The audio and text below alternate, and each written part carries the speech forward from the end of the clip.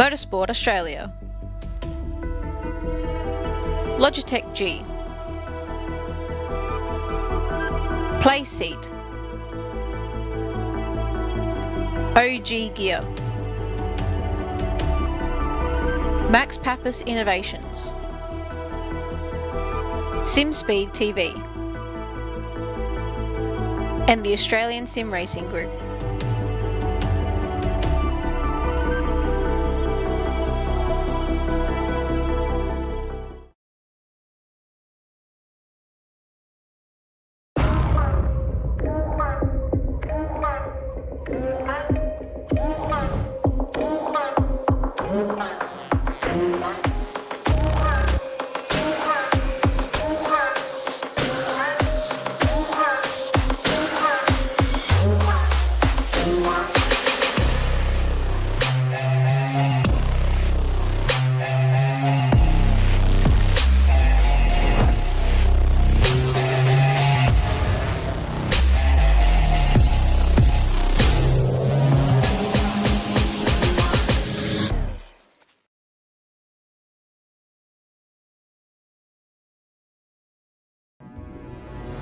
We are gaming fanatics.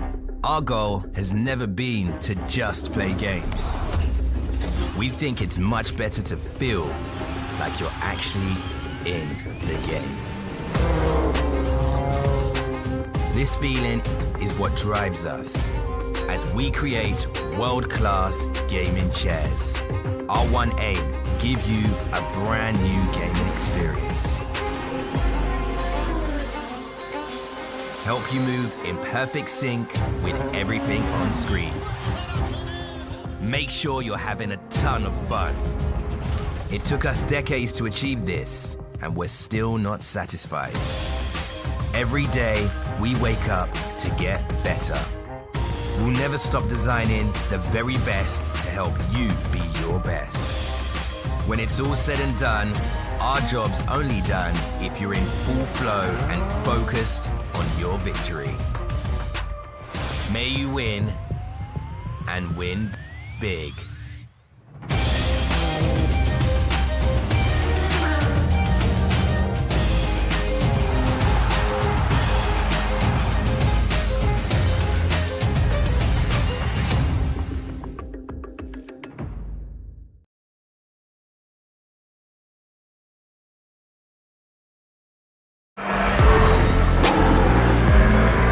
Hi, my name's Melinda Price. In 2024 I'm racing in Radical Cup Australia with Volante Rosso. Very much old dog new tricks kind of thing, trying to get jiggy with the technology here. The OG gear is fantastic. The socks are really comfortable, gives you enough movement on the pedal but they still breathe really nicely, and the gloves are super comfortable. They breathe a little bit better than your racing gloves. Really love it.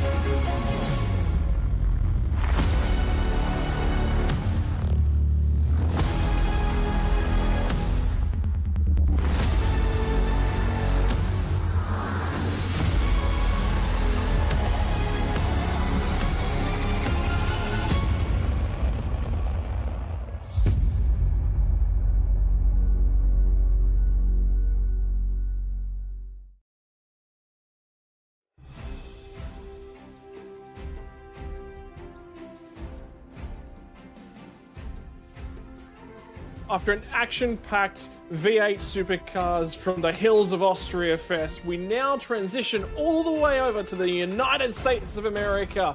This is Watkins Glen International. This is actually what we call the Bull Ring round. We went from the Red Bull Ring, now we're at the Bull Ring. It's the short, sharp NASCAR layout here tonight from Watkins Glen International in the state of New York, USA.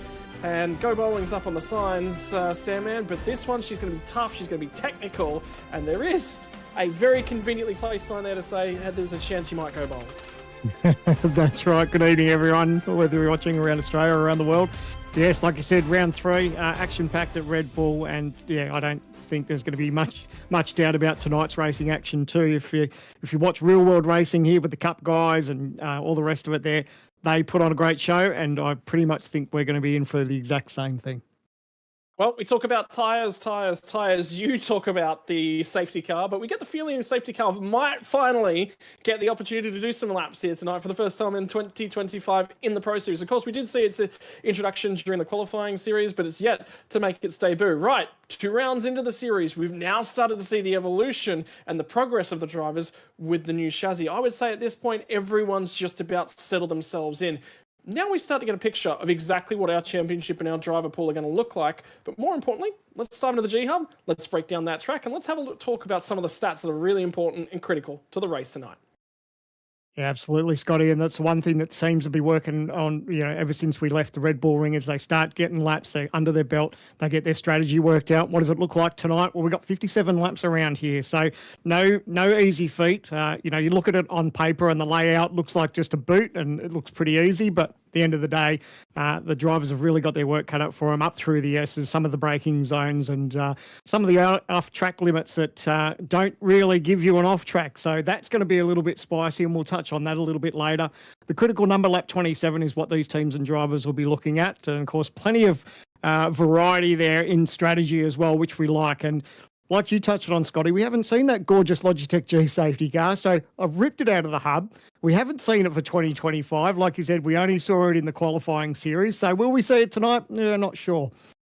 Now, since the last race, we've had a little bit of news, and that revolved around Vermilion Esports driver Zach Rattray White. So he's obviously had a stunning start to the season. But since our last round, he's changed colours. He's now racing for the Eclipse Sim Sports team. So we saw him at round 1, obviously had that altercation with Madison Down and was on target for a podium there, P2, P3, whatever it might have been. Unfortunately, he slipped back to 9th. And then we saw him at the Red Bull Ring, qualified 5th and ran 5th as well. So he's got good pace. Looking forward to seeing what he can do in his new drive. I reckon the car looks pretty good with his name on the side of it, and I don't doubt for a second that he'd love to see some results. Now, as we look at the way the season's played out so far, this bloke, 2 from 2 at the moment. And what does that mean for everyone else? What that means is they really need to start reeling him in, because you don't want to give Jared the time and the lead that he's got at the moment. So 400 points in the bank, 2 straight wins, but 2 different ways he's gone about it. Round 1, he was dominant, ended up, being up the front and then walking away with a nice lead of about 15 seconds at the end of it. Round 2, a little bit different. He was there. He was opportunistic. It was James Scott and Dylan Burst that were battling it out for that first and second. He was right there, the right time, 2 laps to go, made a move up underneath when those 2 were squabbling and walked away with the win. So 2 different styles, but nevertheless, he's got 2 wins under his belt, and that's dangerous for the rest of the field. So everyone needs to make sure they're on top of that tonight. Don't give him any more of a lead, because as we get to round 3, round 4, the season's going to start too stretched out to be able to pull those points back. And Jared's not the kind of guy you want to give that little bit of a lead to. Yeah, and I think it's worthwhile noting as well, there's also more changes to Vermilion Esports, but this one, a little bit more of a positive change. They announced earlier on today, new partnership with Fury Global. They're an esports organisation. We've seen the Chiefs Esports Club step into our sport as we jump into the track map where we're located in America, but this is a new announcement. I think it's again, I've talked really at length about how much I love esports partnerships. I really, really like to see this, so congratulations to those boys and bringing some new interest and insight to the table. Watkins Glen, 3.94 kilometers it is here. It only has 7 turns. That's all there is. Realistically, there's a bus stop in there, so you could add 1, 2, 3, 4 on the way in and on the way out. So realistically, more kind of like 11 turns, but only 7 out here on the track map tonight, but we're going to be talking about track limits. We thought we'd be talking about that at the Red Bull. If you're a Formula One fan, you'd know going to the Red Bull ring, you do talk about track limits. But Sam, man, this place, track limits are way more key. Yeah, and it's funny when you watch racing from here, especially the Cup Series, it's almost like they're taking the mickey because there's so much room that you can have off at turn number 1.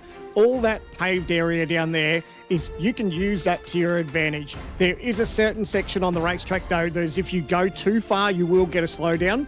But the one thing that you've got to be mindful too of though is that the stewards have said yes, you can go out there and have a bit of a run, but when you rejoin, you've got to make sure that you give the cars and that all the space they can around you, because if there's an altercation, it falls on you, because at the end of the day, you're using that part of the racetrack. Yes, there's that little bit of an advantage, but if you cause drama trying to rejoin, then the stewards won't look on it too nicely.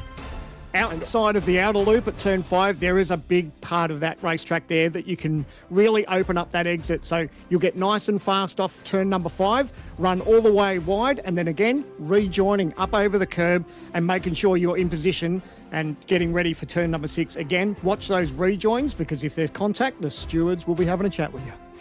Yeah, and it's about the car that's rejoining. Anything outside of the white line, and this is what we're going to be talking about here tonight, outside the white line and rejoining, you're the car that's got to rejoin safely. The other guy does not have to give you space. You are considered off the track. The other thing worthwhile down at turn 1 as well, there's a big old bump in that runoff area that can spit the car violently.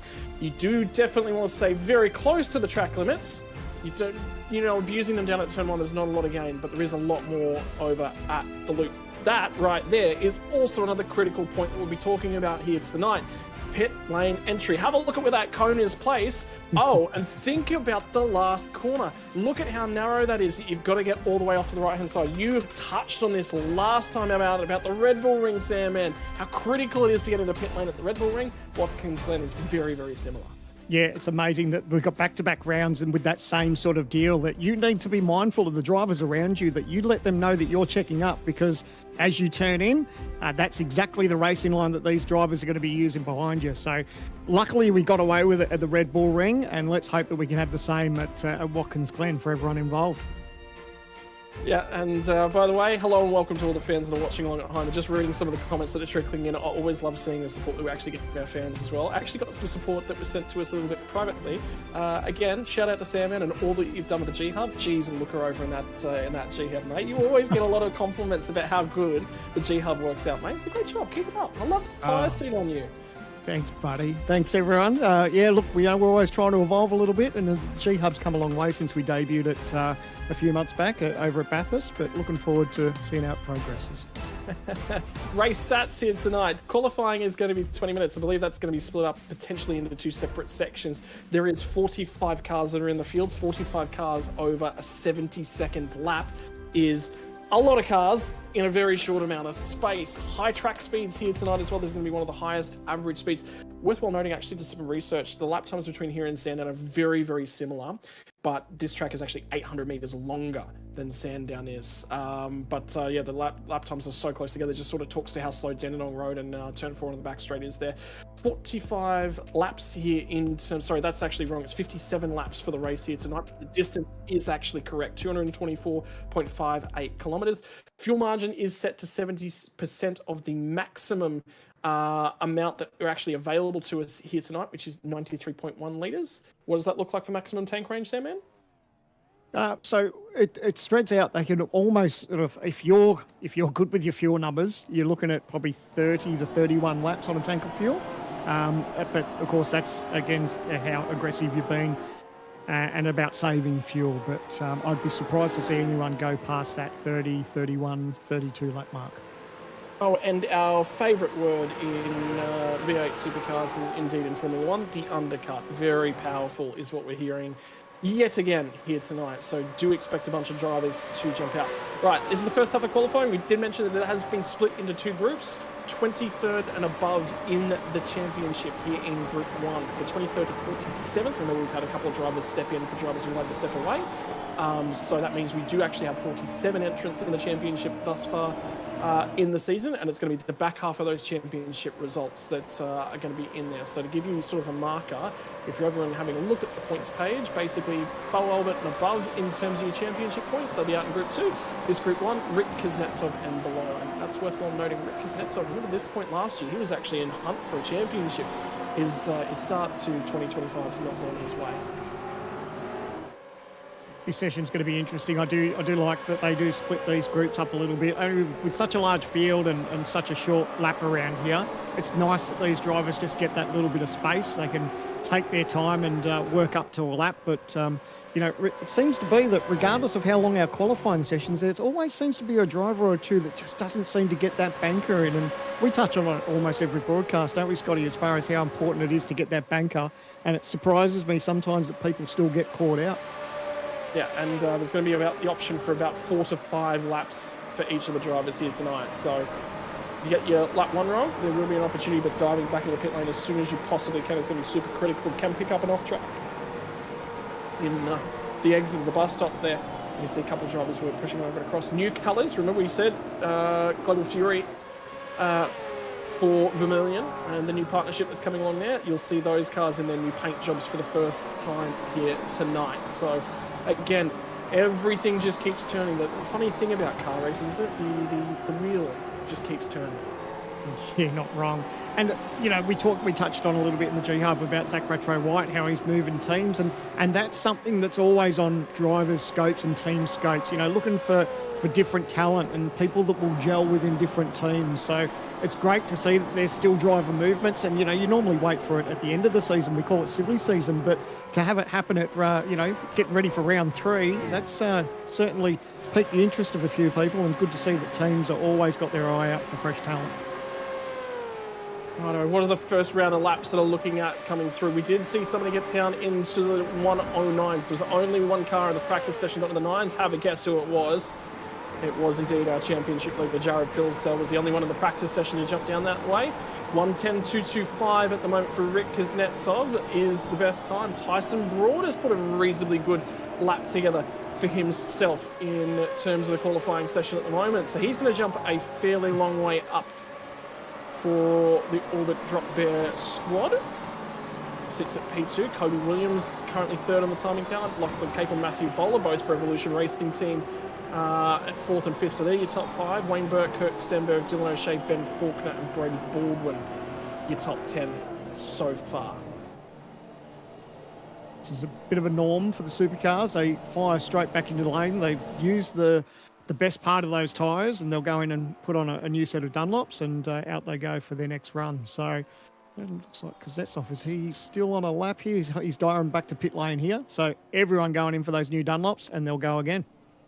There is one driver that's currently out there working their way up to a lap. I believe it's Brian Borg, and from memory, he had a chaotic finish to the tail end of the race last year. There was a lot of unhappy compatriots in and around him last year as he fires off the last corner. So he's going to start a lap here as all of these guys are actually feeding out of pit lane. So they've got to be careful. He will come across them at one point in the lap. It's just a matter of when. There's actually a bunch of cars exiting the pit lane. That is Borg right now as he tips it into turn 1. Oof. Keeps the wheels in play just. No off-track penalty means this lap is still considered live. Yeah, and this is where it's crucial for the teams that they speak to their drivers and let them know that there is a driver on a fast lap. At the end of the day, it's their responsibility to get out of the way, because not only are they going to balk the driver that's on a fast one, they're looking at a penalty to themselves. And you can see all these teams and drivers there to the inside of the racetrack. I don't know that worked out for Borgie. He's had to check right up, and they've all been there in the middle of the chicane. So I think that's thrown it for him. I think I just saw some contact, actually. I'm pretty sure Matthew Bowler might have just got to hurry up, and indeed he did actually have contact with Ben Faulkner. So whether or not Bowler's going to commit to a lap, that's Bowler there with the lights on. So you can tell the annoyance level is certainly up for the Evolution Racing Team driver. But what he will do with this lap, he might have a crack at it. He might dive to the lane. He is going to press on with it. There you go. So, but that was a little bit chaotic on the way through the bus stop. yeah, it's hard enough getting through the bus stop as it is when you go in there and you're trying your best to get the absolute best out of the car and the driver yourself. But then you throw in the mix that you've got a couple of slow cars that are just preparing for their out lap, then that just makes it just that much worse. And yeah, something that the teams and drivers really need to be aware of, because at the end of the day, you don't want to get yourself a penalty for something as silly as just balking a driver that's on their hot lap. Cars that are yet to set a flying lap: Jake Blackhall, Hayden Veld, and Luke Rosella.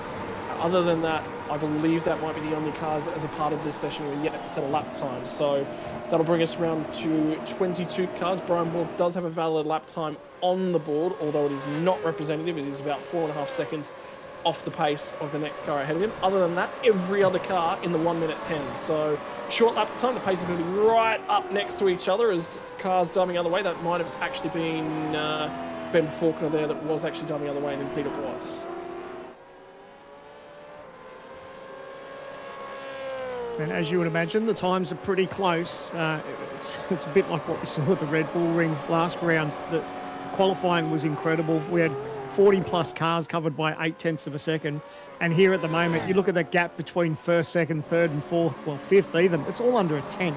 So, and that's exactly what we're going to see. This is what this type of racetrack provides. Just it's so close between all the drivers, and crucial that they optimise their laps and maybe even get a little bit of a tow if they can. Yeah, I would certainly be important here tonight. For Jake Blackhall, has managed to set himself now a representative lap time, 1:10.474. To give you some perspective, currently Lachlan Capel has now surged to the top of the timing sheets. Rick Kuznetsov improved his lap time. So we now have 3 drivers standing at 1:10.1s. And this will be the moment and the contact between Faulkner and Bowler. So you see there was a hole there. Up the inside. And just that little bit. Oh, man, he did a great job to hold on to that thing, because that was easily going round on him, and yeah, they both got away with it. But yeah, not ideal, obviously. Righto, we have 1 minute and 50 seconds left for these guys to start a flying lap. A lot of them are diving back into the pit lane right now. Stenberg thinking about things, talking to the team, talking about the way that it's rolling out. But these guys have effectively got 1 minute and 30 seconds to get back to the start-finish line. There's a couple of black flags in there for speeding on pit lane entries for a number of cars, which that would probably eliminate them potentially from the session.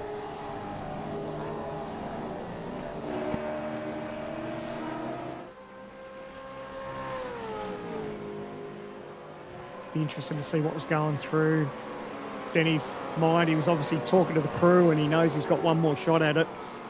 He's in P9 for the moment. He'd be obviously trying to find just that little bit more out of the car. So he now needs to just style himself out, get himself round, and just as long as he can start this lap before the timer goes to reset, that's all he needs to worry about.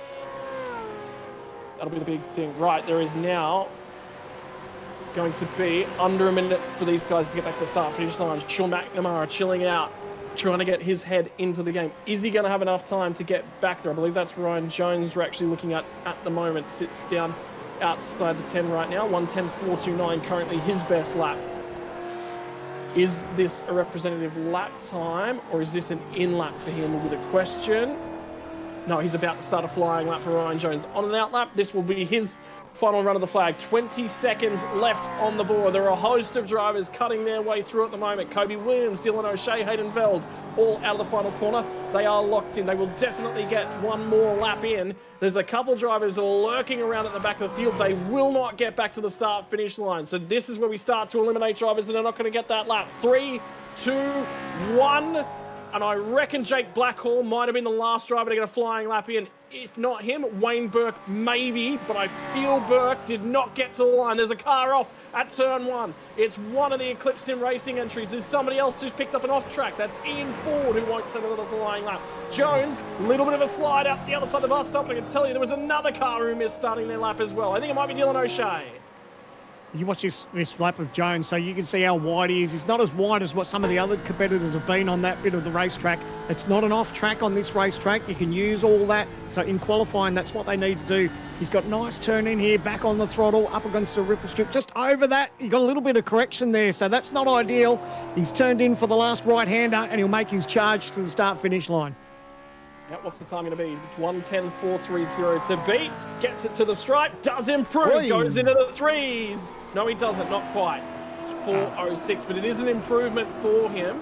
And that will move him up a couple spots as a couple more laps started to come through. Hayden Veld was quick last round. Can he improve? So a 1:10.19 out. No, it's a 2:29 for Veld. Will not improve. Jake Blackall gets to the line. What's his time going to be? 3:86. Looks like for Blackall, it is going to be an improvement on his lap. Look at the cars diving to pit lane. That's an important one right there as well. Luke Rosella, his season has not been good at the moment. And when the problem is, well, your teammate's leading the championship. He's won both races. That's a very tough marker to keep comparing yourself to. Yeah, what's the first rule in racing? Is the first guy that you want to beat is your teammate. He's got his work cut out for him, hasn't he? Yeah, here they are. The first half of qualifying results now in the books. Lachlan Capel manages to get to a 1:10.163. His session will be done. He will lead out that first half of qualifying. 20 or so more drivers still yet to come. He could potentially be overtaken by Rick Kuznetsov. Was looking for a little bit of pace, looking for a little bit of speed. Might have finally found it. Hayden Veld from Dylan O'Shea, Luke Rosella, Tyson Broad inside the top 10 of the first half of qualifying. Matthew Bowler from Kobe Williams, Kurt Stenberg and Wayne Burke. Kobe Williams a little bit deeper, I think, than he necessarily would have been hoping for. So there's your top 10 for the first half of qualifying. Borg, Baldwin, Faulkner, Blackhall, Ryan Jones did slide a couple spots. Back down to 15, Tao Serrano, Andre Youssef, Ian Ford, Sean McNamara. By the way, the top 19 drivers covered by 0.366. 20 drivers, 422, back to Jack Wittes. And then two more drivers outside of there. So the whole field covered by just over half a second at the moment. Sebastian Vandal and Christopher Ireland, the tail end. I believe everyone that was in that session did actually set a representative lap time by the tail end. So no one failing to set a time is really important. Yeah, absolutely. And I'll tell you what, it's going to get a lot more cozy. You've got 23 cars covered by half a second, and we're about to send out another bunch of guys. It is definitely going to get interesting. And isn't it amazing that the times are so close that you're talking like half a tenth? You know, you get half a tenth, and you could find yourself moving up 4 or 5 positions. Like, that's insane. Yeah, you've only got to move up a couple of thousands. I mean, the second to third at the moment, because Kuznetsov to Hayden Veld, it's 8 thousandths of a second. Just I'm in thousands. Yes, you're right. Yeah, another seventh further back is Dylan O'Shea. So second to fourth is covered by 15 thousandths of a second. So we're looking cool. Sub-hundredths to split those hairs. Do you remember back at Spa last year where pole position was a dead heat between then teammates at the time, the Lobs Esports drivers of Phil Sell and James Scott? It was a great way to sell off the last era of car, and now they're on the opposite side of the fence. Do you reckon they'll be splitting them by less than that this year? You never know. I mean, isn't it funny how we do see that from time to time where a driver will get the exact same time as each other? Like that's just incredible, and it just goes to show how close our sport is. And, you know, again, you take your hats off to all the teams. There's so much prep that goes into these rounds as they lead up into qualifying. And, you know, when you're chasing those small margins, that just proves that little bit of a gain, 1/1000 of a second, could be enough just to grab your pole. Because if you're tied with someone, if you don't set that time first, you don't get pole position. Yeah, really, really critical. So, and short lap time as well. Less than 70, a very touch over 70 seconds to complete the journey. 30 seconds more will be underway with part 2 of the qualifying. Where do you reckon they're all going to shake out? I reckon there is a few drivers there that are capable of a top 10, because if you have a look at the practice times, Rick Kuznetsov at the end of practice was 4th on the board, and he set a 1:10.190. So he's actually a tenth and a half slower than his practice time, but he's there and thereabouts. A 1:90 in practice would have been good enough for about 15th or so. Yeah, it's interesting, isn't it? And that's what all these teams and drivers will be thinking now is like, where is our practice time? Where does that put us, roughly in the field? But that's all going to change now. We can see all the cars as they head out of pit lane. This is their last chance. This group, it's their first time on the track for the qualifying. We said qualifying was split up into 2 sessions. So these drivers know they're up against the clock. And already we're at 9 minutes and 40 seconds to get the job done. So a little bit of nerves maybe for a couple of these drivers, but that's what brings out the best in the Logitech G Pro Series. Certainly does. Got to apply pressure. Some may crack, others may get better under pressure. Jared Filsell New car, new championship, same old winning ways for Phil Sell at the moment on top of things. Have a look at the Eclipse Sim Sport boys, though, flying in formation at the moment. They are setting themselves up. As for the Trans-Tasman guys, Madison Down, Josh Anderson, Jake Loney, Brady Myers, Emily Jones, the last 5 in the chain. They've elected to go out in their own little group and not be a part of the massive chain in front. This will be a good opportunity as we see Jared Field. So he's obviously coming around to start his first flying lap in qualifying. Even if we get a chance, we might be able to go on board, maybe his roof cam, and see just how much of the racetrack that he uses as we do that. Coming into turn 1, we spoke about this in the pre-race. As he gets the apex, turns in, he'll see what track he can use on exit just over the other side of the ripple strip. Perfect car placement, doesn't nip the grass on the edge because that is a penalty. They can get an off track there. So up through the S's, you can hear him just feathering the throttle, watching that Armco on the right-hand side. You desperately want to keep your foot in it, but the last thing you want to do is bounce off that Armco. Let's listen to him through the chicane. Up and over the curves. Yeah, he's grabbed as much as he can. Good car placement. He's got the car in nice and tight. Now watch his exit here. This is obviously one of the points you'd look at and go, he's going to have an off track, but here it's allowed. He uses as much real estate as he can, misses the grass on the left, and now he prepares himself for this left-hander. Down a couple of gears, gets it turned in, up against the ripple strip on exit. The last right-hander, if he puts it all together, this could be pole position. Running out of the final turn, up against the wall, foot flat to the floor, and let's see his time. What's the time going to be? Was it 1:10.026. So right up to the pointy end straight away. First driver to dive his way, sub a 1:10.1. Damon Woods jumps to second place. Andrew Gilliam jumps to third. So the times are starting to come out. Here they all come. Where does Capel start to shuffle out into this one? He now sits fourth on the timing sheets. Now we start to look for laps. Jordan Ross has been on form of late. Leads the championship over at V8. So that's just about looked untouchable in that thing. He's on for one of his best seasons in a really, really good time. What's he going to be capable of here tonight? Greg Gull put it on pole last year. Last time in Gen 2 chassis. Slides in there. Josh Anderson. Beautiful. Zeros. Maloney will join him. Brady Myers goes to 5th. Here we go. Qualifying at Watkins Glen. This is what we waited the last few weeks for. Great lap there for Anderson for his first lap out. He's had a sensational start to the season. He currently sits in P3 in the championship standings at the moment, and he's the star that's shining over at TTR. It's probably not who we would have accepted. You probably would have thought it might have been Madison Down at this stage to be the leading TTR driver, but it's Anderson. So that's an absolute stunner of his first lap to be within, what, 0.059 of Jared Filsell. He'd be stoked with that. 4 cars covered by a 1/10 of a second. Cody Deef didn't set a valid lap time. He will rejoin the pit lane. And the other thing to think about is, as well, Trans-Tasman cars 2nd, 3rd and 5th at the moment. Remember we said they were 5 cars that elected to go out on their own in their own little grouping. Didn't go with the pack. Yep, obviously it's worked for him. It didn't work for Madison Down, whether he got an off track or what happened there, so he didn't actually get to bank a time. So I guess they'll return the favour now for Madison, but they'll probably do the same thing. It worked for him in that run. They'll group together, and hopefully Madison could get a decent time and rectify that and put something on the board. Yeah, so let's take a little bit of stock of what's going on. Remember, think about Robbie Gibbs as well. This new car, whatever it is, it's really, really working for him, and he's actually having a very consistent season. He finally got his first win in the championship last year, barring a lot of luck at Sebring and the mad moment that was. But in 2025, he looks to be improving massively with the new chassis. He's really giving Ethan Greg Gold a shake-up for who's actually top dog over at ERT at the moment, which you kind of like to see that. You don't like status quo all the time. It's very important, I think, to teams to find that extra little bit of talent somewhere and for somebody to have their cage rattled, press them on a little bit, challenge them, make them better. It's always good to see.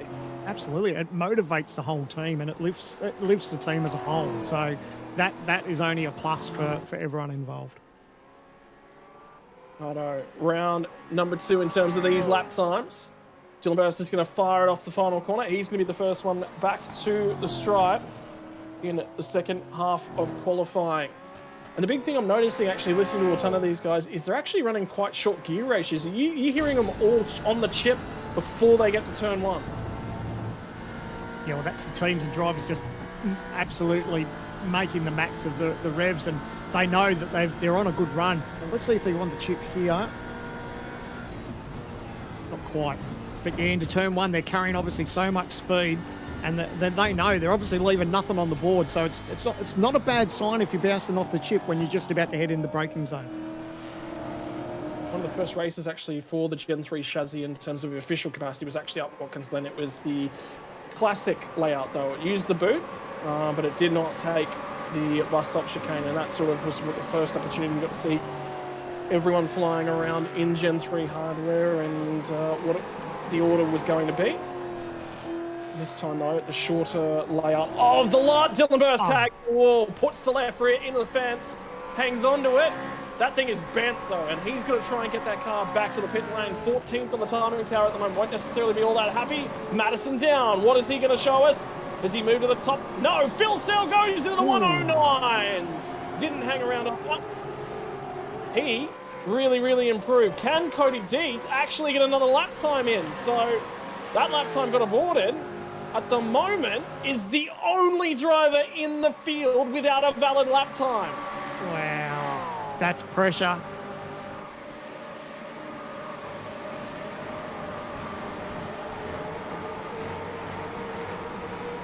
So we get to the back half of this session, 0.7 of a second separates the top steps from all the way in the weeds at the back end of the field. Sandman, the reason we like our bullring round is there's nothing in it.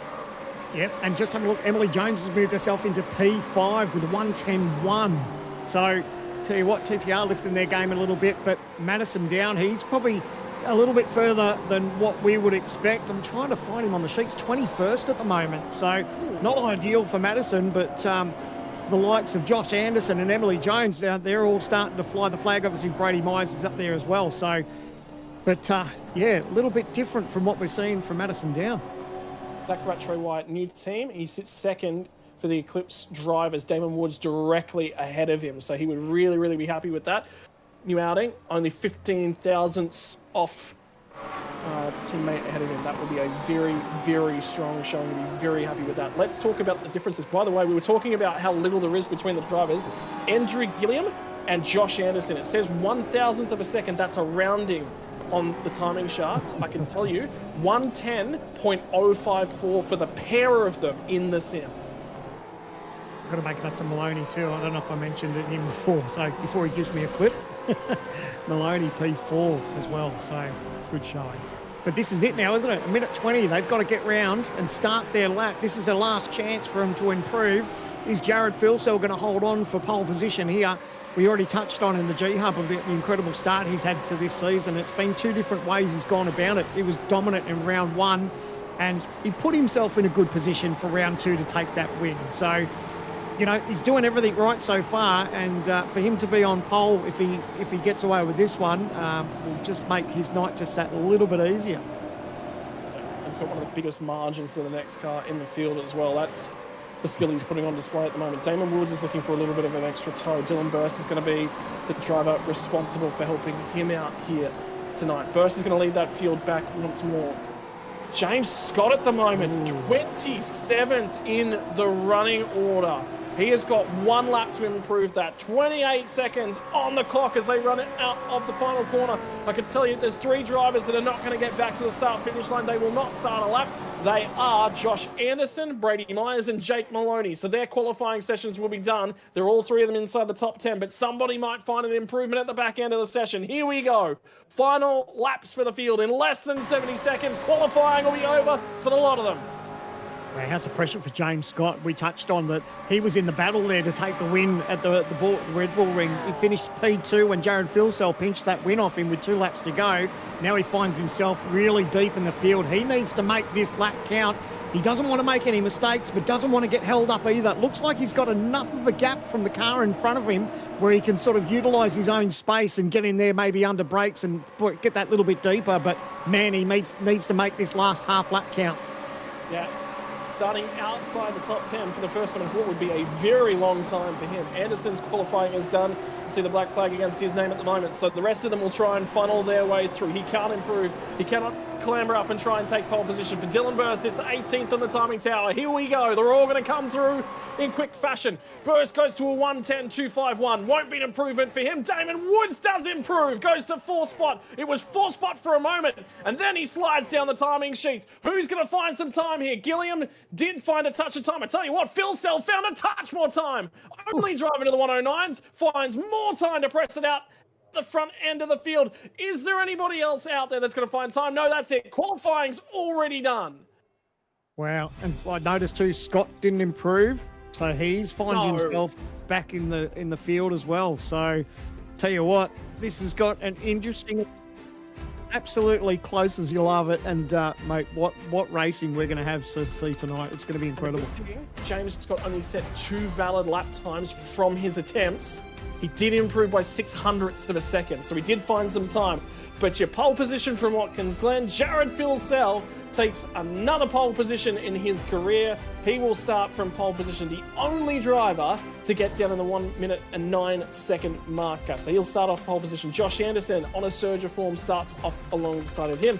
But then back to a guy who matched Josh Anderson's time, but only beaten out by a couple of 10 thousandths of a second. That's all that separated the front row to row number 2. Damon Woods will line up to his outside. And by the way, that margin only 10 1,000ths of a second, not 10 thousandths of a second there.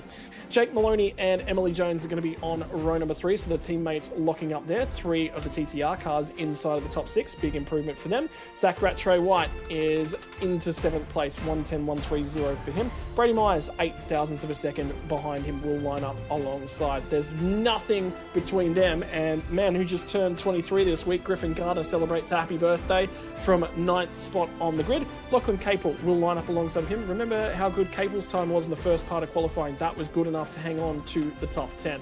Robbie Gibbs is going to be starting out of 11th alongside of Ethan Grieg-Galt, so it'll be ERT 10th through 12th. Rick Kuznetsov will then be the next driver on 13th spot on the grid. 7th row of the grid for him, alongside of Jordan Ross. Be good to see those two run down into turn number 1.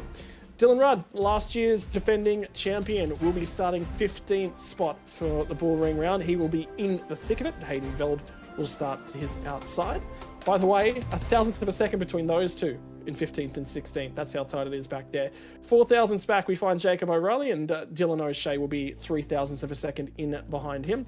Adam Briggs is going to be 5 thousandths further back. Luke Rosella, another 3 thousandths. Think about that. How many cars together? That's your top 20, packed up by next to nothing. Less than 3 tenths covers that margin. Dylan Burst will be 21st, less than 2.5 tenths. Madison down 22nd place. Oh, and have a look at the driver starting behind him, James Scott. Those two guys have a wealth of history going toe-to-toe. They are in the thick of the meat grinder here tonight. Out of 22nd and 23rd, Tyson Broad will line up on the 12th row of the grid. That's one of his best qualifying performances of season 2. Be very happy with that. Matthew Bowler deeper in the field, 25th for him, and Kobe Williams contacting qualifying for Matthew Bowler, remember, with Ben Faulkner. Brenton Hobson out of 27th spot, 3 tenths of a second back, all the way to 27th spot. How about that? Cody Deeth is going to be alongside of him. Kurt Stenberg out of 29th. That'll be one of Kurt's best qualifying positions from this year so far. Wayne Burke will line up alongside of him. 31st and 32nd is going to be Brian Borg and Brady Baldwin. So 2 of the Bs all the way back in the field. BB and BB off of 31st and 32nd. Ben Faulkner and Dylan Pereira will be 33rd and 34th. Jake Blackhall into Ryan Jones will be on the 13th row of the grid. 14th row of the grid, Teo Sorono and Andre Yusuf will be in behind these guys. By the way, less than 5 tenths of a second back to 38th position. We'll get back to 39th, just outside that half a second to cover 38 cars for Ian Ford, and Sean McNamara will not be happy with his qualifying performance that deep in the field. In 40th, 3 cars outside of your top 40 tonight, 43 in attendance as we hit Jack Wittes and Sebastian Vandel. And finally, on the back row of the grid, on his lonesome, Chris Island. How incredible. The field covered by that margin. Like, it's just it's pretty much of what we saw a blueprint of the last round at the Red Bull Ring, and we're seeing pretty much the same. It's an incredibly close competition, and that's how quality is, and that's what Watkins Glen produces. Well, some of them are going to be starting from behind the curve, but the man that's starting the closest down to turn number 1, Jared Filsell, only driver down to the 1:09s. That Lobs Esports machine, she's got a fair bit of poke at the front of the field. Hello. Yeah, car's good. Car's great. I didn't really want tow there, but it works, so I didn't really gain much. So, yeah, happy to be on the front row for once. It's been a while. Mate, I've got some bad news for you. Nobody has ever converted pole position in the Logitech G Invitational to a race win here. So are you looking to shake that one off tonight? Oh, gee, I wonder why that is. No one wants to lead the race. That's why. No, we'll be fine. We'll wait and see. Hopefully we come out on top and break that curse. Mate, talk to us a little bit about the race here tonight. Like you said, nobody really wants to lead. It comes down to fuel saving, but there is going to be a time where you're looking to press on. How confident are you that when that time comes, you're looking for it? And there was a lot of talk about undercut from drivers I've spoken to. You've got that big issue where you've got to wait for the hole to appear in the traffic behind you. Yeah, we've got the timing so we can slot into wherever we please. But yeah, it's going to be difficult. The first stint will probably just be a draft train. I'm not sure what everyone's pace is like. Ours is decent, so if we can break the toe in the first stint, that would be unreal. But yeah, highly unlikely. And then yeah, you got to wait till the first pit stop to try and get some clean air and make some moves strategically, and then yeah, wait and see what happens. But yeah, wait for a safety car as well. That's probably high percentage risk here tonight as well. All right, mate, well, best of luck. We'll leave you with it. Get down and get the lights on. So, thank you. Sam Mann's got the birthday boy, though. Griffin Gardner celebrates 23 this week, and he's sitting down there a little bit further back, but still inside the top 10. P9, Griffin, before we get started, happy birthday, buddy. How was your week for your birthday? Yeah, thank you very much. Yeah, it's pretty good. Feeling a bit old with some of the blokes running around here now, but no, it's good. And mate, not a bad start for tonight. Inside the top 10, starting at a P9. Your thoughts on tonight? Decent laps around here, 57 laps around Watkins Glen. Your thoughts coming into tonight? Yeah, I had pretty low expectations, to be honest, so this is a good result for me. Hopefully just have a clean one. It's going to be a long one, so just sit tight and hopefully be there somewhere near the end. And how's the car, mate? Is it comfortable? We assume that we were just listening to Jared talking about maybe not many people want to really lead this much. It might be a bit of an aero thing, but I don't think for a second that you'd take the race lead. I'm pretty sure you'd be happy with that if they were going to give it up for you. Yeah, I think it's going to be an interesting race with the car. The tyre is very interesting around here, and also the dirty air, especially up through 2 and 3, can be pretty devastating. So it might be interesting with the dirty air, but we'll see how it goes. I haven't done much racing around here yet, so I think we'll just wait and see. And without obviously giving away too much, you have some sort of idea of when you might pit, or you're going to sort of play it by ear and see if we get one of those safety cars that we haven't seen in 2025 as yet? Yeah, I think there'll definitely be a safety car tonight. I think elbows will be out, so I think that's on the cards. And yeah, I think there are some trends that we're seeing on Sunday in the Scops race that might be the same here, so we'll just see how it plays out. All right, we'll let you get sorted, Griffin. All the best. Thanks for having a chat to us. Great looking car, the Chevy Chiefs entry, and mate, all the best for tonight, and hopefully we're talking to you at the end of it. Cheers, thank you. There you go, Scotty. You've made your way a little bit further down the grid. Now, it's a bit of a fluke. We always predict and sort of pick numbers about who we're going to speak to, but I don't think any of us expected that we would be talking to Madison Down back in P22. Scott, you've made your way all the way down to the back of the grid, or towards the middle of the grid, I should say, and you've caught up with Madison. Yeah, I think I'm going to have to charge him for the fitness I'm working out on this one, Mads. A little bit deeper in the field than you necessarily would have liked, but when you look in the rearview mirror, the first car you see alongside of you is also James Scott. Was there any communication between the two of you? Hey, can we just try and work together a little bit here and press our way forward? I'm assuming your race pace is going to be a little bit better than that. Yeah, funny you mentioned it. Actually, James and I have been talking in private on the grid now between cars about trying to work together a bit here, but look, clearly not where we want to be, both of us. we hope we've got a lot better race car than that in our VRS Camaro. So yeah, try and push our way forward. Mates, look, it's been a rough old situation coming through to things, but the squad just looks so strong at the moment. You just missed it tonight. Just little mistakes in qualifying. Yeah, I just didn't get any of my 3 laps right, off track 2 of them, and just didn't do a good enough job in the one I did get, on the board. So, look, the car's a lot better than P22. We'll try and win some OG gear and move our way forward and get that hard charger award. The biggest thing, I think, last question before we let you go, because you're about to get ready for this race. The squad looks strong, the pace looks strong. You look like you finally found that little leap forward that you were missing. Yeah, absolutely. We've focused a lot on speed this week, so really happy for the rest of the guys. They've done a really good job in qualifying to be up the front there. So fingers crossed we have a good team result. All right, mate, get down, get the head down, get the lights on, go forward. Cheers, guys. Thank you. Righto, that is the grid walk. We are 30 seconds away from going lights out and green flag racing. From Watkins Glen, all the talking has happened. Now it's time to settle into their rhythm. 57 laps, 225 kilometres. Sandman, there's a curse on that pole position. Do we finally see our second winner of the year?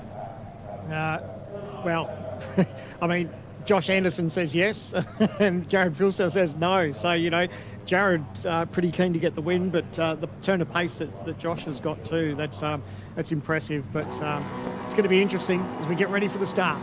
Here we go. Rev start to rise. Watkins Glen, 225 kilometres, and the Gen 3 era rumbles into motion. From the American racetrack, and Anderson spun them up massively. There they all go. Woods is through. There's a bunch of cars. Josh Anderson set the track alight in qualifying, and he's put a little bit of a mistake on before they get to turn 1. The TTR cars lean on each other. Emily Jones loses a couple of spots. That's the result of contact with Brittany Myers. That was not in the playbook. Yeah, that's the last thing. You want to have contact with teammates. Obviously, they tried their best to get away with it. There was that little bit of contact. Managed to gather it up, but did lose some spots out of that. Looks fairly clean for the rest of the field as we make our way into the chicane for the first time. They've got to sort it out before they get into the bus stop. It can be done too wide, but you don't want to unless you absolutely have to. They all feed in deeper in the field. They are going to be too wide. Some of them got the start right. Some of them didn't get it right. But now you've got 57 laps to start to think about it. Have a think about the guys that didn't get qualifying right. Madison down. James Scott, what did their first laps look like? 2 spots gained thus far for the pair of them. So they did make a gain. And the big thing, the field survived that first run up through the hill and the S's between 2 and 3. And have a look. You talked about that. Josh Anderson got an absolute shocker of a start. Had that wheel spin, so finds himself back in P7. So all that hard work that he's done. Oh, a car off the racetrack too. That's Wittes. He's got damage to that left front too. So we didn't quite catch what happened. We might see if we can get a bit of a replay, but he's been off and he's got a little bit of damage. So hopefully he can rejoin and push on for the rest of this race. The big thing, I was just looking at Madison down, just keeping an eye on him. I just saw Luke Rosell have a big slide as he went up the hill through out of turn 1, but slid the rear tyres. Looking after tyres is going to be a big thing. The undercut is powerful. Drivers are a little bit further in the field, can potentially pull that trigger. I'm hearing fuel saving. It was a big feature in the Gen 2 era, less so. You hear the boys say they less fuel saving in the Gen 3 era, but when the field is so close together, you'll do anything you can to get ahead. Yeah, it was interesting to hear those comments. Jared Filsell was pretty keen to break that toe at the start, and he's got that. He's almost got that 1 second margin over teammate Avery Gilliam. So it was interesting to see that he was pretty keen to get on with that. So no fuel saving in his mind for the moment, but that may all change as this race goes on. One of the big things, there was Kitty Litter on the apex of the corner with Jack Wittes rejoining back there. So he's probably done for the day. A little bit of damage on Wittes. So the rejoin was okay. And Jake Blackwell's the car on the inside, but they get tagged before they even get to the braking zone. Fires it in the left-hand side, left front tyre off the car, and night done, unfortunately, for Jack Wittes. It's interesting, that one coming together on the straightaway. I don't know how that played out. Something's gone wrong for Griffin Gardner, because he P9 is at the back end of the field. Remember, started out of P9. What's going on there? So, yeah, absolutely dead motherless last. Yeah, we're going to have to go to a replay. So this is on board. Start wasn't too bad. He's making his run into turn 1. He's covered the inside line.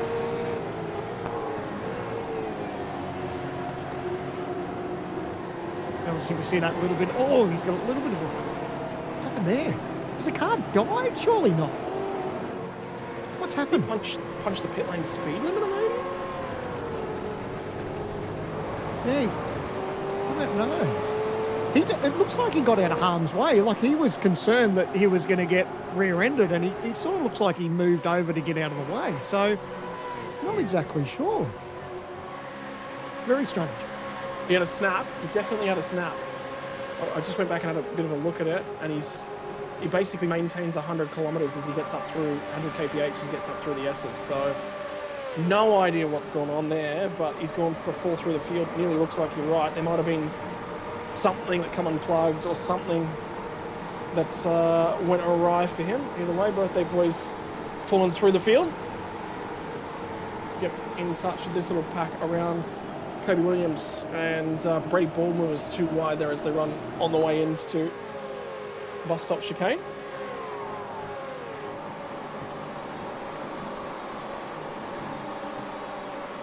I mentioned Robbie Gibbs has been one of the better cars out of ERT thus far this season, and in terms of your championship points, he actually sits inside your top 5, sits 4th overall, dead even with Zach Ratcher. It's a slightly better finish at race 1. In actual fact, they've swapped positions. They've got even finishes across the 2 races. That's why they did even on points. Kurt Stenberg deeper in the field as well, but Robbie Gibbs has gained 3 spots in the opening laps from 11th to 8th. So great start for him.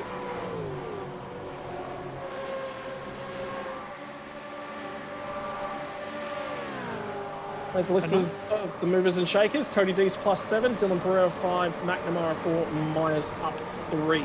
Are your biggest movers thus far. Oh, how good's that on board when you can hear them bouncing up over the curves and you can hear the rocks bouncing in underneath. But on board for Robbie Gibbs, you can see just how much of the racetrack they use on exit, and they'll get closer and closer to that wall as these tyres go away. He's just trying his absolute best to stay with these guys. And what are we, lap 5? So all getting themselves into a bit of a groove. I think the race will start to settle down. And again, look at all those rocks on the inside that you touched on earlier. That thankfully is off the racing line. And when it does get on the racing line, I feel like the drivers know about it. Something cleaned up at the moment. Just a little bit of a think about deeper in the field. How are Madison Down and James Scott going about it? They're still line astern, 19th and 20th on the racetrack, have picked up a couple spots. This is deeper in the field as Ian Ford gets the inside of the number 900 machine of Andre Youssef. And it doesn't resolve itself in Ian Ford's favour. Those onboards are really interesting up through the S's. You can just listen to the drivers, how they're on and off the throttle, just, being as careful as they can. One, they're going to look after the car, but look after their tyres and get through there as quick as they can. It's so easy to bounce that guardrail off exit there as well. So it's really interesting to listen to the drivers feather the throttle through that part of the racetrack. For a short, sharp racetrack, there is some technical intricacies, isn't there? Because it's not just full throttle up through the S's either. You've got to balance it. How much rear tyre do you want to talk about? And just hearing the guys talk about Didier as well. That's very, very critical to hear about. Update from race control. Jake Blackcall has received himself a drive-through penalty for that contact we saw on lap 1 that's unfortunately ruined Jack Wittes' night. So he will have to transit through the lane. Yeah, I think unfortunately he didn't have much case to argue there. When you have contact like that in a straight line, it makes things a little bit tricky. But anyway, he can still bounce back. It's still early days, still 50 laps to go in this. And if he gets a safety car and the field all backs, gets back together again, he can still be in it with a shot. What just happened to 07 machine and Brady Baldwin going at turn 1 on this lap as well, so he might have lost a couple of spots. In fact, there was contact at turn 1. We'll dive up the inside. Fairly clean. A little bit of elbows out. Either way, it's been noted. They'll have a look at it.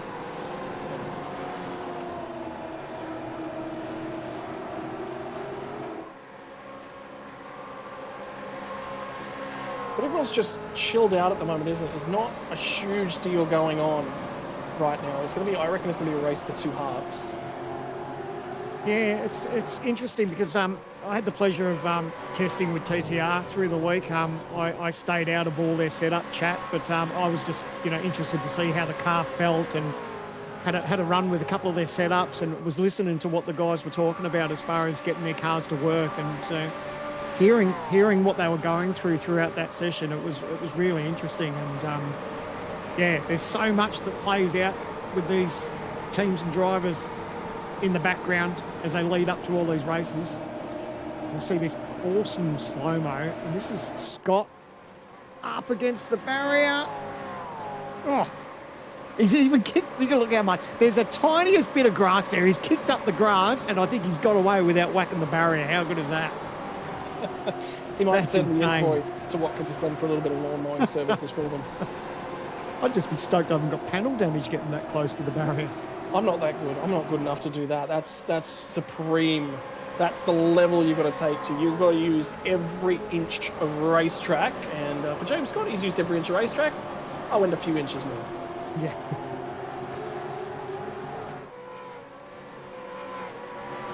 So, more going on towards the pointy end at the moment.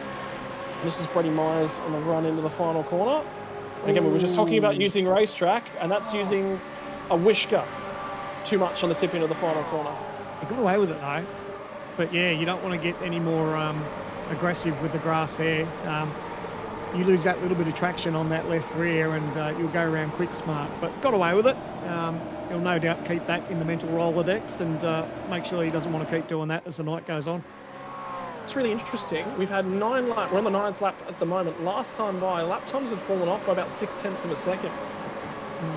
That's really interesting. It's what? 7.5 hundredths of a second a lap, effectively, we're seeing in terms of fall off at the moment. But remember, a lot of these things at the moment, particularly early on in the supercars, the tyres fall off and then stabilise for a longer period of time.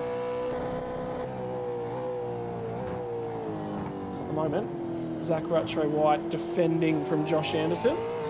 This is Anderson trying to recover after lighting the tyres up. The biggest difficulty you've got a race driver is, yeah, you lit the tyres up, well, now you've got the rest of the race ahead of you. You've got to get your mind off it. Yeah, and you kick yourself because you know as soon as it lights up, there's nothing you can do about it. You've got to sort of back out of it, trying to get that grip again. And you notice that everyone starts moving around him. Obviously, he was in P2, so to drop back into P7, he's obviously got a bit of pace through here. Really closes up on the back of Zach Rattray-White, but you just feel for him because your heart sinks as soon as those tyres start to spin.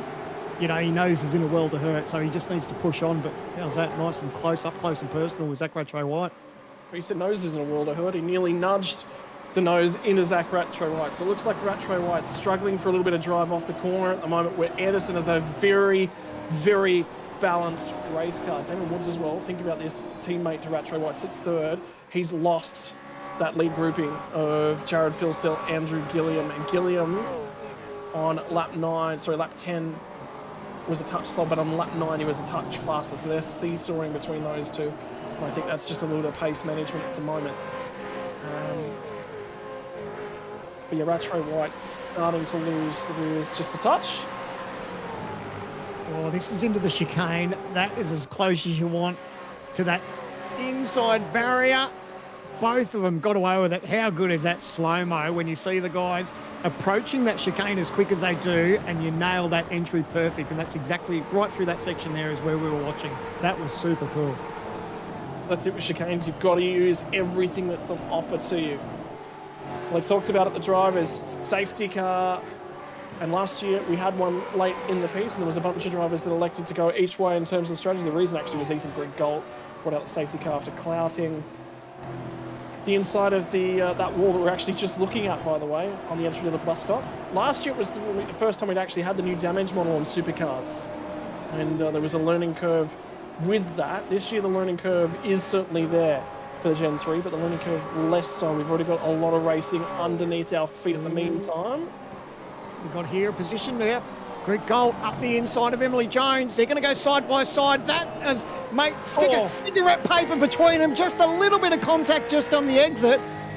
But I was going to say they almost got away with their scot-free, but that was really good. Nice move up the inside. They'll push on to live another day. Problem now is that they've lost touch with that next group, and Emily Jones has a big old wiggle up and out through the exit of the S's. So everyone's starting to press on. Look at them bang through the chicane. Try spotting that entry point because you are low. The windscreen's narrow in these things as well. Was they too wide as they entered the chicane? Just back there a touch as well? It was. Dylan O'Shea's run wide on the exit. Now he's in the marbles. Look at the marbles on the outside of the carousel.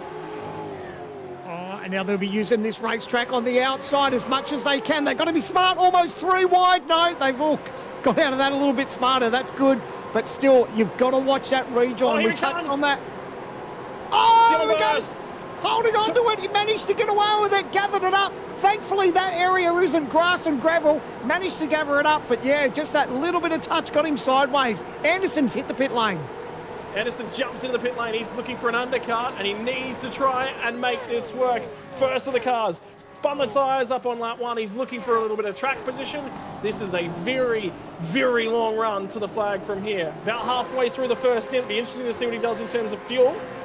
Dylan O'Shea on the radio to the stewards at the moment, so they will have a look at that one as well. Now, this is my favourite driver cam throughout the series, is watching Stenny get right up on that wheel, and he gives it everything. I'm not sure it's the most comfortable positions, but he's getting the job done at the moment. But like you said, we weren't probably expecting someone to hit the pit lane, but the thing with Anderson is he's obviously got that pace on board, so he wants that little bit of clear track, utilise that fresh tyre grip, and hopefully he can make up a couple of positions as these pit stops play out. The big thing is he's in clear air, and what do the rest of them do? There's a lot to think about there. The car that's in the background of that shot's Jake Blackhall after he served his drive-through penalty. So Blackhall still has a pit stop yet to play out. And have a look at them at the moment. The track map, very, very important to the racing here tonight because you've got to find someone to feed in. Well, the entire field is in less than half the track. That's, yeah, that's intense. The field covered by less than 20 seconds after 13 laps here. Ian Ford dives to the lane. Griffin Gardner's going to dive in the lane. Here they all come. The early pitters, Kobe Williams going to jump out of the group. The big thing I think here, Sam, is there's such a queue of cars. Yes, there's an undercut game, but there's also just a bit of free air, fresh air, I think is a big game. Yeah, absolutely. And if you feel like you've got a driver that's in front of you that might be just sort of holding you up just that little bit of fraction, then it's obviously worth to get in and try to get that position on them. So good to see a few people have tried it. We obviously don't know how this is going to play out. It's only lap 14 of 57. They do have to make 2 mandatory pit stops, and really love to see people rolling the dice in these early stages. Well, they have to make a mandatory pit stop before you can make it home on fuel. Now, we can run 30 laps on the fuel, so lap 27-ish is the mandatory. You can get home from there. So a pit stop prior to there, and the reason we say that is if a safety car comes out on, let's say, lap 26 and you haven't made one compulsory pit stop yet, the rest of the field might be on their second and they can run home. Yep. Here they all come. Love it. Dylan runs into the lane. GPC Sports Machines, the first of those guys to jump in. Cody Deeth, Dylan Burst, the Eclipse guys, jumping in behind them. I reckon we're going to start to see a migration to the lane from lots of different pieces of the field at different points from here. Yeah, I think the only people at the moment, obviously Phil Sell, Gilliam, Woods, they're pretty comfortable at the moment, I guess. But yeah, Maloney obviously will be having that intel within TTR, and they'd be talking amongst themselves with Brady Myers, who hasn't pitted as well, and Emily Jones is back in 9th. So they'll be getting that little bit of feedback, I guess, maybe from Anderson on how his car is on those tyres. Maybe get some sort of idea of what times he's running. So as I say that, he just goes faster. So a 10.519, obviously the new tyres and fresh air was working for him nicely. 0.6 of a second out of race leader Jared Philsell, 0.7 of a second out of Andrew Gilliam, who sits second, 0.9 of a second out of Damon Woods. So you give him another lap here, he's going to clear Damon Woods and jump out potentially into an effective third spot. The tyres will ail. I can tell you, front group have gone past. That's an ERT car. There's a few of them starting to sneak off into the pit lane. I think that might have been Haydenveld. It was Haydenveld and Lachlan capable of the teammates there making the decision to come down the lane together. that on board with Jacob Riley, that was brilliant because that just showed exactly that he wasn't quite sure that the car in front was going to head to pit lane, so he had to get out of the throttle a little bit. How's this battle as we ride on board with Jordan Ross? He can see it all play out in front of him, but it was just the perfect example of how a car was heading into pit lane, yet he was pushing on. Was that Sparks? I thought I saw Jacob O'Reilly clout the barriers at the crest of 2, and Luke Rosella had an opportunity to think about it, and actually he's going to get some assistance here. O'Reilly just says, all right, not going to fight it. I'm just going to slot in. How good's this on board? You can see the cars kicking up a little bit of grass as they get as hungry as they can through that chicane. You hear the revs, you hear the tyres, how they ripple off the ripple strips. It's so good. And in behind him, he's starting to get a little bit of pressure. So a little bit of a 4-car battle here. So Jacob O'Reilly did clip the barrier we're hearing. Here's your replay. Bang. Bang. Right on the tyre too. How cool is that? And now he's going to dive into the lane. Jordan Ross is going to come in with him. They both lock up the anchors. Here it all comes. The field starts to split. Right. The top 12 have gone through. Up to about 15th have gone through at the moment. Have a look at the timing sheets start to shuffle and move and shake. Josh Anderson was the leader of the cars to make his first pit stop. Where is everything going to cycle out? Who's the next car? Jake Blackwell, remember, still yet to come to the lane. So put a line through him. Dylan Rudd's about 8.5 seconds in behind him. Again, another 0.6 of a second out of all the race leaders last time by. This time by the stripe. 0.3 of a second, 0.4 of a second. Tyres starting to normalise. Yep, so Anderson now just clearing a few cars that were in the lane. You could hear them sort of revving away in the background. But again, he's still got that clear air, and that's what he's loving at the moment. So he's doing everything right, Anderson, to make this work, and it's playing out for him nicely so far. Yeah, here comes the rejoins as well. Jacob O'Reilly gets through the lane, gets that pit stop done. Wants to dive out of the queue that he was in and amongst. Jordan Ross took a touch longer stop. He get a little bit of a hurry up by Dylan Burst. Dylan Burst came to the pit lane 2 laps ago, so he is now going to ail a little bit compared to the rest of this group as they run down towards the bus stop chicane. Dive it in. Commit on cold tyres is never the easiest thing because you can pinch fronts in these cars on cold tyres.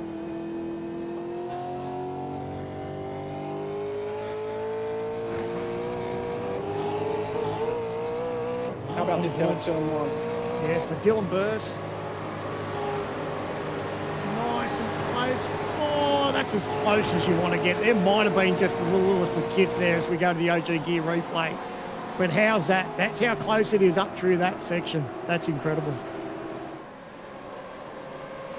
Gainsman grid walk already 18 laps in the rear view mirror. Place seat pole position was again won by Jared Filsell, currently leads the way, and now the margin, have a look at it, it's now just poked its head out and over 1 second. New fastest lap of the race from Matthew Bowler, the first car down on the 110 Ford, so whether or not he's got a light race car at the moment with not a lot of fuel on board. And that's, again, strategy where these teams will have that sort of idea, whether they want a short fill for this one, whether they want to do a longer fuel stop later on. That's where the little differences can play out for these teams and drivers as well. So interesting. There's a little bit of a shake-up. I think Emily Jones has decided to head down pit lane now as well. Or she's dropping down the field. On Dylan O'Shea. Dylan O'Shea has had a very long pit lane transit time, and the reason we're hearing for that, 40-second stop and hold, speeding on pit lane, but it was on the way in. So it falls off the lead lap, by the way.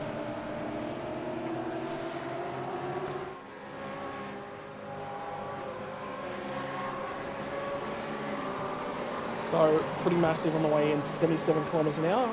Pit lane speed limit here, 64 kilometres an hour.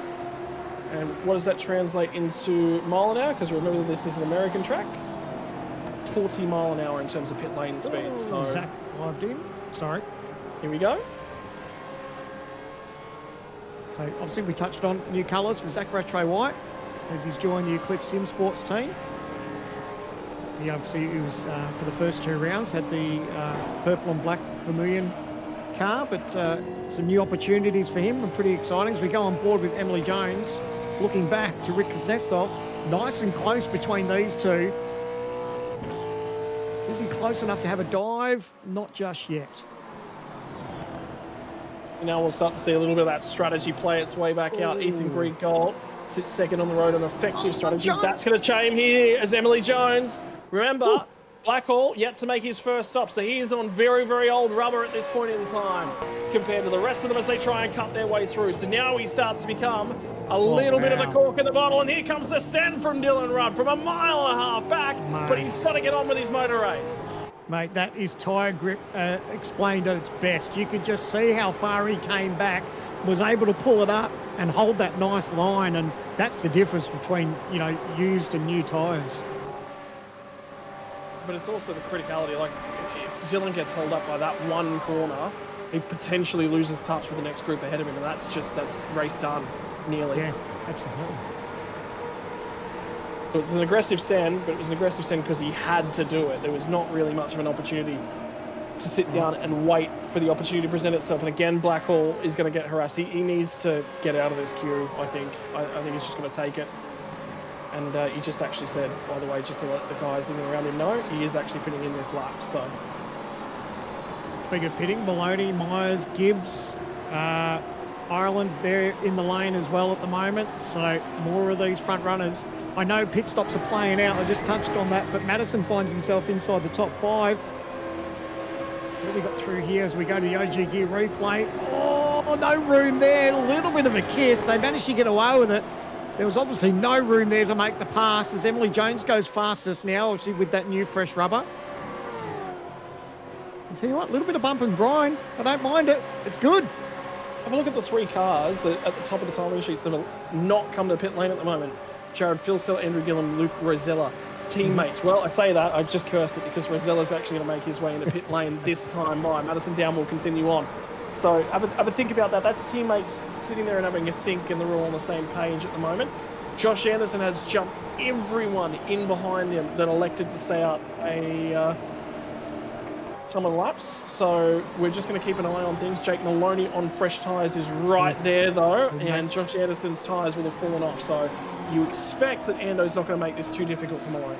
Yeah, they'll be talking with each other. He'll just let him go. He'll probably just roll out of the throttle a little bit here and let him push on, because obviously we already saw the difference in tyres, and you can see just right there, he did exactly what we were talking about. There's no need for him to try and hold up Jake Maloney. He just needs to let him push on. And that's an important marker and milestone for Damon Woods to tick off. Fastest lap of the race, 1:10.403. That says, I've come to play with the big boys, getting his head around the supercar. And the big thing for him was certainly just getting the race laps in, and now he's starting to really show that he has got the capability of hitting those markers. We expect it from him in GT cars, but we don't expect it from him from a supercar. But when you've got a talent like him, he will pick it up very, very quickly. Lachlan Capel at the moment as well. Put a quick lap down in terms of qualifying. Made himself very, very competitive. What's it going to look like? This is a replay from down at turn 1 for him. And he will get to the inside of Dylan Burst and clear him before turn 2. Nice. That's a nice move. So Down, we can see in the bottom right-hand corner of the live pictures, Down's in the lane. And of course, he'll start to drop back. So it's obviously, it's one of those feelings, you find yourself up the pointy end, but once you make that pit stop, you're going to, dwindle your way back down through the field, and that's exactly what's happening to Madison now. But it's all swings and roundabouts at this stage, but still Jared Filsell, Andrew Gilliam, Wayne Burke, they're still pushing on at the moment. Ben Faulkner, Dylan Pereira, Andrew Youssef, Sebastian Vandel. I think Maloney's the first of that group that's made their pit stop. Well, the pit strategy for James Scott hasn't really worked out, because at the moment he's 23rd on the race right now. There's definitely some fuel strategy still to shake out up ahead of him. But critically, Madison Down popped out in 17th. But that's a much shorter pit stop, I would say, for Madison Down, for him to pop out 6 laps later with track position. Yeah, that's but that's probably what they want to try and achieve too. And we look at it exactly what you touched on. So the pit box for 14.5 for Madison Down, it was a 17-second stop for James Scott. So a little bit of a strategy there, but Down's gone for that clear air. He wants a little bit of track position. So he's going to sacrifice that time early on, and he'll make it up later. Well, the critical thing is he timed that perfectly because he came out level with Cody Death and he managed to hang on to that spot. So he does at least managing to hold on to the track position and the clear air there, that he can do something with the fresh rubber.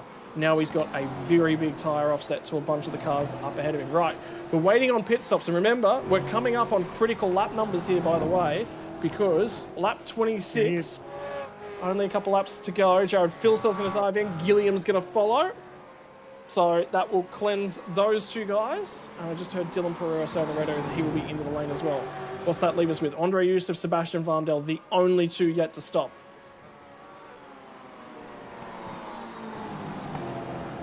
Now, we got a bit of an indication of how long that the likes of Filsell that were stationary. So we'll probably look at the same sort of thing with Jared Filsell now in the lane. It'll be interesting to see sort of how long their stops are. It was sort of around sort of 15 to 17 seconds, so they've got that to play with. They may lose a little bit of track position. Obviously, they were out longer on those older tyres, but they did have a little bit of margin up their sleeve. Ooh, Jake Maloney's gone by. Yeah. 17 seconds. So right on that 17.5 second time for the pit stop for those two guys. And where are they going to feed back in? I tell you what, Josh Anderson's jumped Gilliam, and he's going to feed in right behind Jared Filsell. New fastest lap of the race, Madison down. That looks a lot better than what we're used to from Madison down. The big thing is Anderson has got an opportunity with a ton of speed. How aggressive does he be on this outlap here? No, he's going to slot in. So he recognised he didn't want to push the margin too much. Well, he knows he'll probably be a little bit of a sitting duck here with Gilliam. Once these guys will have half a lap or a lap just to bring their temperature up with the tyres. And they'll probably be able to dispose of Anderson fairly quickly. So I don't think Anderson was going to put himself in a position where he was going to try and throw it up the inside of Filsell, because he knew just with the grip advantage, as you see Gilliam just straight up the inside, exactly what we're talking about. There's no point fighting these guys. He's just got to save it for later on. Yeah, that was a send from a pretty fair distance back. Andre Youssef and Sebastian Vandel were hitting our critical lap number to get home at the end of this lap. So they will need to be in quick smart. They've only got a couple more laps worth of fuel that they can go as well, so they can't go all that much further. Really interested to see what Damon Woods is going to look like here in terms of pace. And this was him actually yielding to Filsell in the run down of turn one. It's just good, smart driving. You know your opposition around you. You know what sort of position they're in, how their car is with tyre grip and everything else. And sometimes the battles aren't worth it. Well, how's the damage to the front of this thing for Teo Sereno? Something's going on there. Have a look at the right front on it as well. Yeah. That, I think, might be from hitting the entry barrier at the bus stop chicane. He's called it, but let's see if he's right.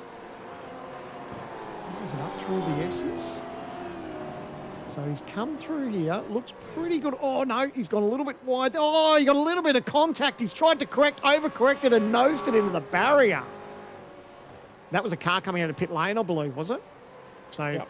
It's one of the racing cars and one of the blue ones, which means it can only be Jordan Ross or Dylan Pereira. And, there you go. Dylan Pereira was the driver that was there and thereabouts. So, Jared Filsell just comes back out, shoves the nose up there and says, yep, I'll take that fastest lap back, boys. Thank you very much for hanging on to it for me. Here we go. The OG gear replay. This is the onboard. So straight out of the lane. It gets close through there and just that little bit of contact. And that's heavy damage to that car. That's going to put him out for a decent result for tonight, unfortunately. But it's a fast part of the racetrack, and when you overcorrect and nose it head on into the barrier, you get all sorts of damage. Well, one car's continued on. The other one has thrown up the white flag. Sebastian Vandel dives the pit lane to finally clear that first stop of his. And for Andre Youssef, well, he's leading laps today. New partnership. It's always a good opportunity to show the sponsors what you're capable of. Always exciting too for a driver when you've got a new team or a new paint scheme. It sort of puts a little bit of pep in your step for the race, and you'll be enjoying it when it's obviously out front. Things will change a little bit once pit stops and that all play out, but still, at the end of the day, he's put himself in a position. There was watch the OG gear replay. Madison down up the inside of teammate Emily Jones. No doubt just a little bit of communication between those two. Madison pushing on, finding himself just outside the top 10 now. So not a bad comeback for Madison when he found himself starting out of P22. And again, that car is light, so he is going to lose a few spots along the journey. But James Scott is still only 19th. So he has really struggled to play any sort of progress at all. So whether or not he's playing the fuel save game and he's going to make that back later on, but for the moment, Down's got a light hot rod and he's making some ground with it. Gillian. Pace here, grip, gets the job done inside of Myers. And I don't think it'll be too much longer. They're really closing that margin. I feel so a lap or so ago that margin was 8 seconds out to Yusuf. Obviously, he needs to make a pit stop, but it's Maloney that Phil Sell will have his eyes on. Looks like Down is going to get another position here on Ethan Grigol. So Down definitely got the pace in this Trans-Tasman Chevy. Yeah, at the moment, certainly turning it on. So this is what a lighter race car can do for you. Absolutely a tyre offset involved here as well, which helps. But he is massively shorter on fuel. He's 5 seconds quicker through the lane than Ethan Grigol. So that is a huge fuel drink. The Grigol's got one of the longest pit stops of the top group.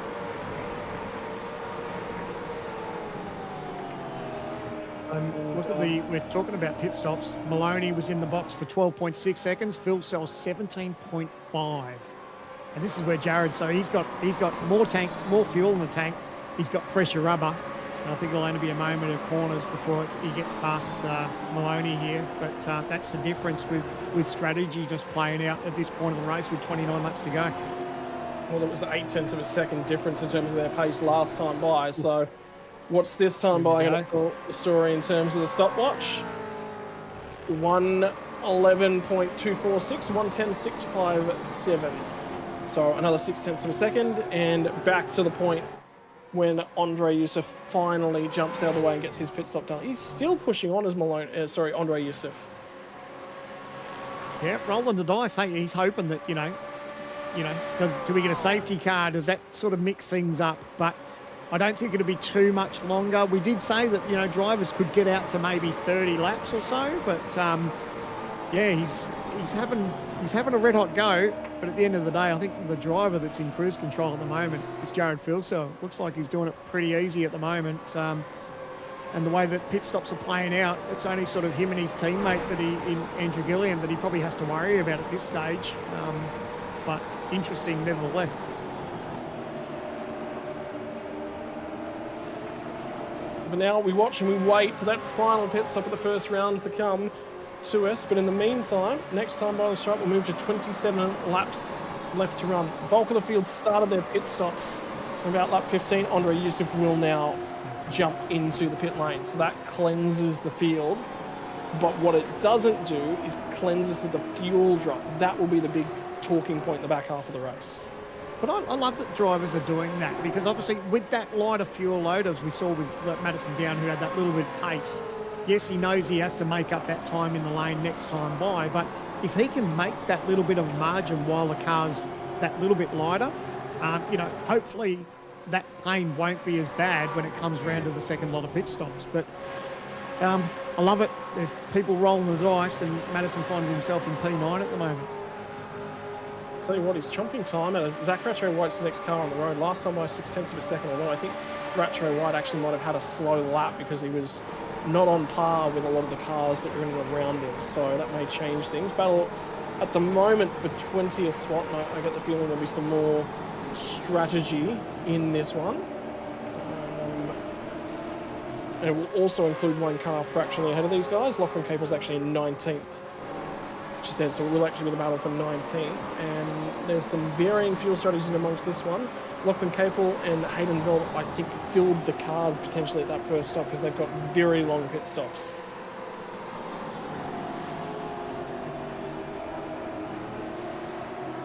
And the graphic, that's backing that up. 21.3 fill time, 20.7 for Hayden Veld. The rest of them down around between 14 and 16 seconds.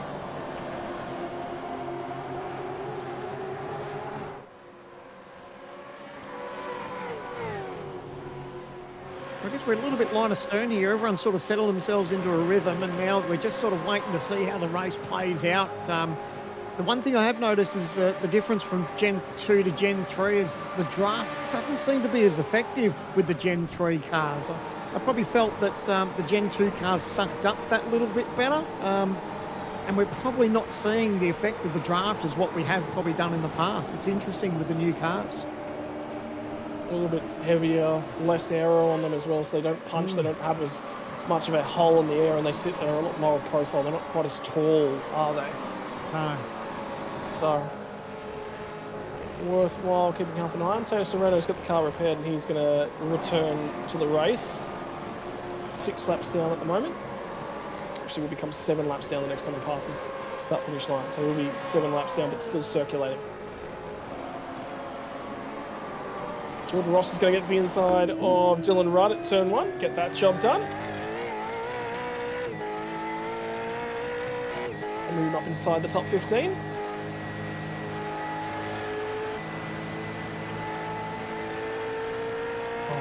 I just love listening to the way the drivers feather the throttle through that section. No, I didn't Great drive a on whole board. lot of Gen 2. Was that flat in the Gen 2 car, or was there a bit of feather?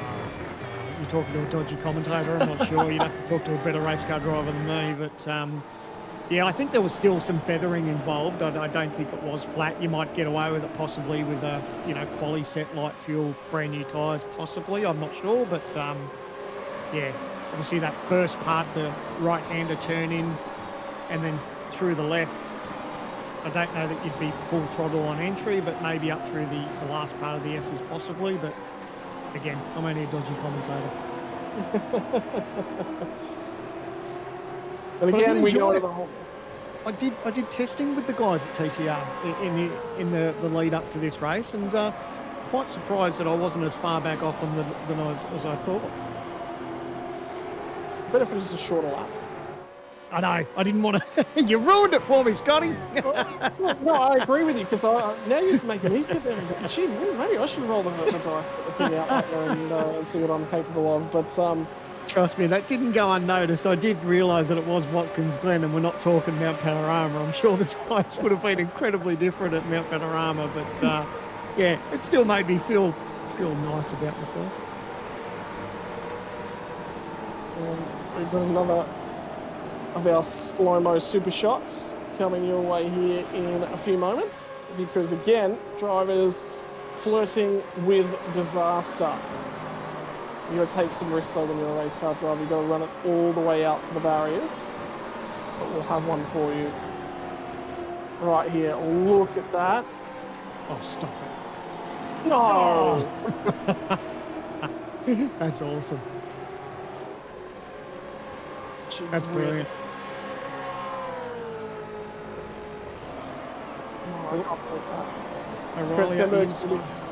Yeah, Jake O'Reilly's going to try and slide it down the inside of Dylan Rudd as well. So Rudd's not handling the tyres at the moment to the best of his abilities, and Jacob O'Reilly is. And tell you what, those shots of the Armco, that it gives you, it's very Monaco-esque, isn't it? Through the swimming pool section, it gives those vibes pretty much, and incredible to see these drivers just lap after lap. Here comes the strategy roll of the dice. Kurt Stenberg's going to dive into the pit lane and get his second stop out of the way. But yeah, I totally agree. Mirror that sentiment. There he is, in and out. That's about as relaxed as he's going to be all night until he hits the pit lane speed limit.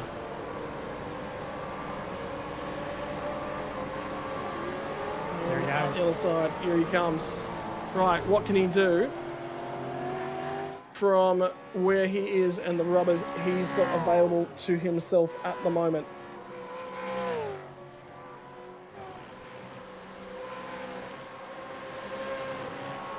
What? Did Stenny just come out? Looks like he's not far from going a lap down on Jared Filson. So there's Stenberg coming into the bus stop chicane. And there's a car between him and Jared Filson. So not much in it.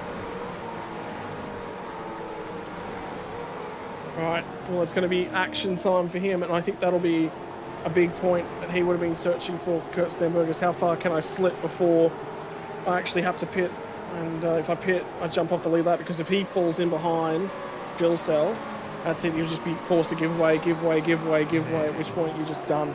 That ruins races. I guess he's kind of hoping that little bit of offset with tyres. He's obviously got newer tyres, but he's got to have the pace, and there's no doubt, Phil Cell's got great pace at the moment. He's opened that margin over Jake Maloney to over 1.5 seconds now. So, we see Anderson, so he's in.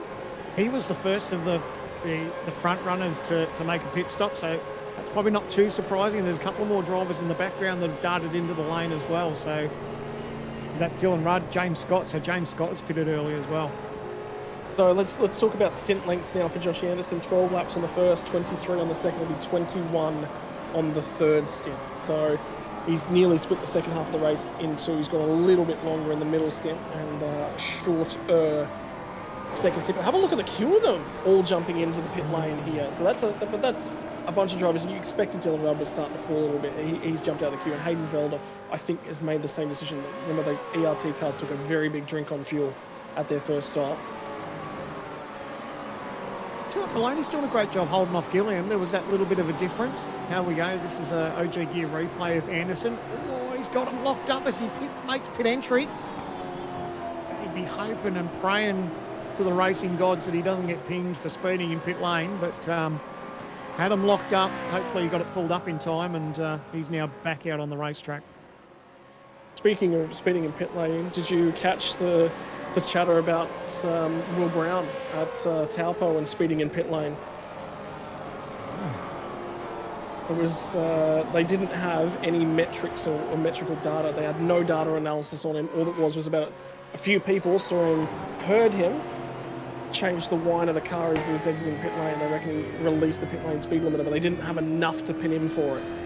Was effectively what that one boiled down to. That was an interesting one to talk about in the world of motorsport. Borg and Sebastian Vandel. Vandel, remember, one of the last few cars to pit on that first round of stops. Zach Retro White, Jake Maloney, Capel, O'Reilly. Okay, this pit stop strategy is beginning in earnest. And there was a lot of talk at the undercut. 0.7 of a second, the race leaders have now fallen off in terms of their overall lap pace. Actually, Andrew Gilliam's fallen off over a second in 13 laps on their tyres. So undercut is powerful. And there are a few drivers looking to take full advantage of that and bump doors as well. Wow. Geez, that could have got ugly. They're both fighting on pit exit, so they've both got cold tyres, not giving an inch. A little bit of contact between these two. I think Cody Deeth, he's going to try and have a run up the inside here, but obviously he needs to be smart. Oh, they've already had that little bit of contact. Don't shut the door too much. This could get real ugly between these two. And abandoning it is Jacob O'Reilly. So Deeth is going to pick that spot up. Got far enough along. Oh, Rudd's gone around in the middle of it. And it's Hayden Veld who's tagged him. And now here comes Capel. He gets out into the marbles trying to take advantage. He's going to redress it. So Veld sat there. He waited. Well, the motor race is starting to kick off. It got tame in the middle. And have a look at the damage on Veld as well. Beat me to it. Exactly. He's got massive damage. So these guys was a result of everyone just checking up, and bang, major contact. Lucky that he didn't have much more damage to that car, but man, they got away with it. But that was just a chain reaction. But like you said, look at the damage to the front of that car. Have a look at the damage to the rear panel on Rudd, and there's somebody flashing headlights, and now Veld gets wrapped up at turn one. So it's going to all kick on. James Scott is the beneficiary in that one. He picks off the two. Rejoin.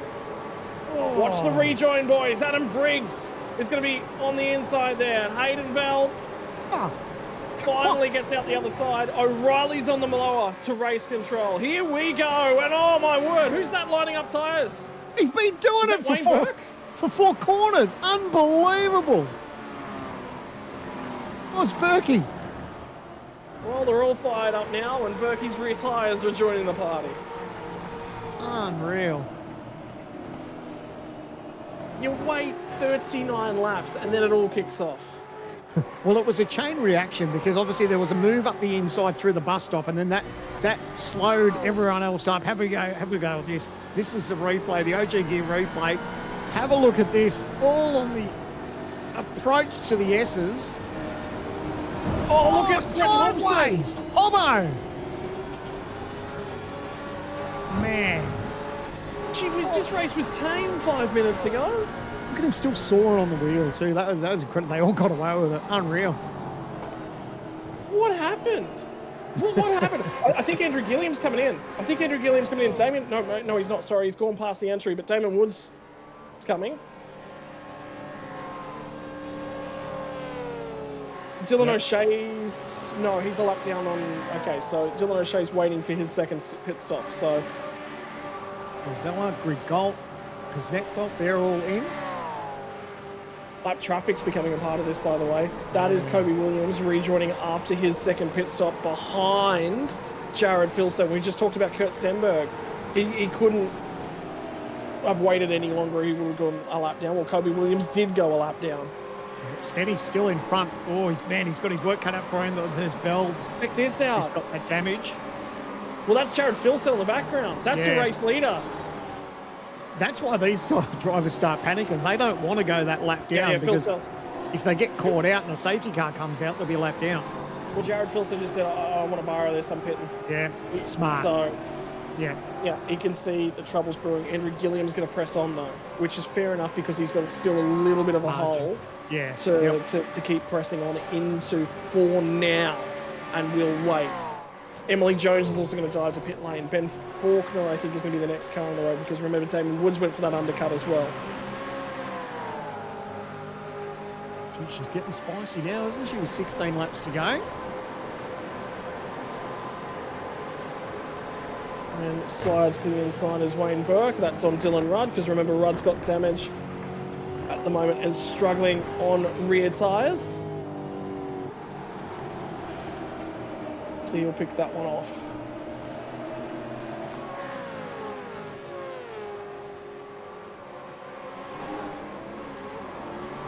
Here is where Madison Down rejoined. He did actually rejoin the race right in behind Ethan Green-Gold, so he did lose that spot back.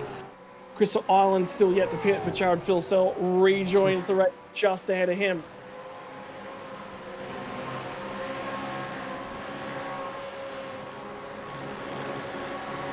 Yeah, certainly interesting point of the race now. Obviously, the last round of pit stops starting to play out. It's going to filter through to the field now. You see Jake Blackhall, he's out into the lane. And Andrew Gilliam, he's also, so he obviously would have known that he saw Jared go and make his pit stop, so he's decided to get it done as well. Ben Faulkner, he can probably go a little bit longer. It'll be interesting to see if he decides to peel off and get his done though. He's going to keep pushing on. But 15 to go, and this is where it starts to get juicy. So watch Greg Galt now and Madison Down will go toe-to-toe for the rest of the race. In terms of tyre life, Greg Galt pitted one lap after Madison Down, but Down's up to 15th at the moment. Still a bunch of tyre cars ahead to shake out. Emily Jones, after her pit stop, has slid down to 17th spot. So she's in behind Madison Down at the moment. And remember, contact all the way back on lap one. She's just been a little bit on the slide. Was that Gilliam that jumped Filsell? No, my apologies. It was Brian Borg he slid out in front of. Yeah, Jared's looks, I said before, he looked like he was in cruise control, and it's pretty much the same deal at this stage of the race. He's got his pit stops over and done with. It's just a matter of time once all the stops play out. He's going to be our race leader, and he's going to have a little bit of a comfortable margin over his teammate. Here we go. This is all kicking into high gear. Right, 15 laps left to run, and they all said there's probably going to be a safety car at some point. Well, time's running out for the BMW M4 GT4 to make its appearance. And we watch and we wait. Sebastian Vandel's going to peel off and dive into the lane. Ben Faulkner's now into the lane. So the numbers that are left to do their pit stop. Andre Eustace is still carrying on, as he was earlier on. He is attempting, he went 30 laps on that first set of tyres, and he only has to go 27 across two, for the remainder of the race, across two sets of tyres. So he's going to make a little bit of hay on fresh rubber whilst he's still got it. It's just O'Shea is looking quite slow. Looks like he might be heading back to pit lane. Is he out of fuel? Yeah, it's quiet. So I think he's either run out of fuel or he's detonated a motor. Interesting. That engine can confirm that engine is switched off on board the number 19 car at the moment. Another guy who's had a bad luck story of season 2025. GP replay.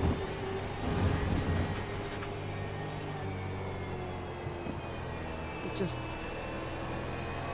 So did it detonate? I don't know if it did or not.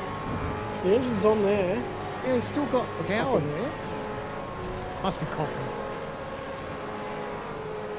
All right, so we're hearing that, yeah, all right, so it's coughing there. So he's run it he's gone that lap a little bit too far, unfortunately, and run out of fuel.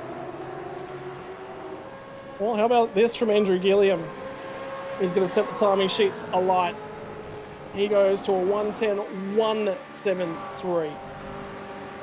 So, to give you a comparison, he was only a tenth and a 0.12 slower in qualifying, faster in qualifying trip earlier on here this evening. So, for Gilliam, that's actually quite a stout lap. The problem will be, did he take too much life out of that tyre, trying to set the fastest lap of the race? The problem he's got too is he's 3.5 seconds behind his teammate as well. So that sort of doubles down on his problems. But yeah, it's looking ominous for 2025 at the moment, isn't it, for the field up against Jared Filsell. If this plays out like it is over the next 13 laps, Jared's going to be 3 from 3 to the start of the 2025 season. Well, this is actually a really important result for Andrew Gilliam here tonight. He sits 7th in the championship on 308 points. Let's run you through the top 10 in championship order. Jared Filsell, when he's leading the race, is on par to take 3 from 3.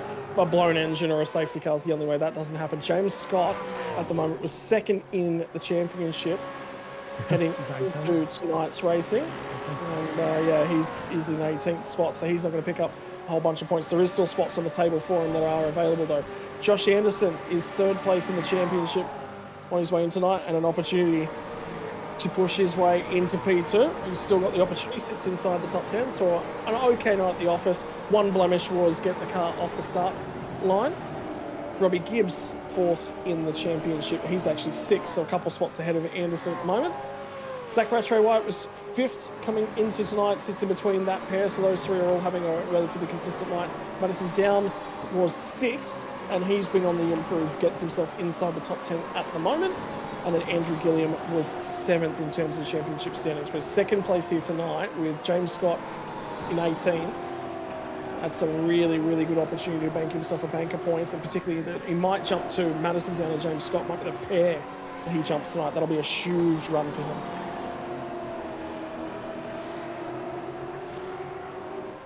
Well, Madison called it, didn't he, at the start of this race when we spoke to him? He said that, you know, one of the positives is that he could possibly get the OG Gear Hard Charger Award. And, you know, he's put himself in that position at the moment. P10, trying to hustle down on Ethan Griggolt. But how's the battle here for Scott? He'd love to just pick off a couple more cars if he could before this race is over with. Very, it's not like Scott, is it? It's very unexpected, I think, to see him have the struggles that he's had tonight. Struggle for car pace, struggle for quality pace. He's just not been able to do anything with it. I really do feel as if I think this is where we're going to go in the future, and the innovation of the car and the strategy is, if you have a look at the guys that short fuel and didn't take a huge drink of fuel at the first stop, they all gained. You know, compared to I think the days where you take a lot of fuel on board at the first stop are gone. I just don't. You're going to see a lot of light race cars moving forward. This is a good little battle. Zach Rattray-White, his first race with his new team, the Eclipse Sim Sports, and Josh Anderson. He'd still be kicking himself about that start, but he's just put it behind him now, and he's just pushed on. And that's the main thing, is just forget what's happened. It's out of his control now. What he needs to do is just capitalise and make the most of what the situation has got in front of him tonight. And if he can get past Zach Rattray-White, that's just a couple more points in the kitty. And then, oh, how's the wiggle on exit there? And then that won't be so bad for Josh Anderson. Tyson Broad's now past Dylan Rudd, as is Ian Ford, and Brady Baldwin was the first of the guys that were lined up to have a crack. And there's going to be another driver going past. It's his teammate, Griffin Gardner. So two of the Chiefs Esports cars not having a great night back at the tail end of the field. Out and in the marbles for Dylan Rudd. That's how Baldwin got by, and then Tyson Broad just lined him up and went with him.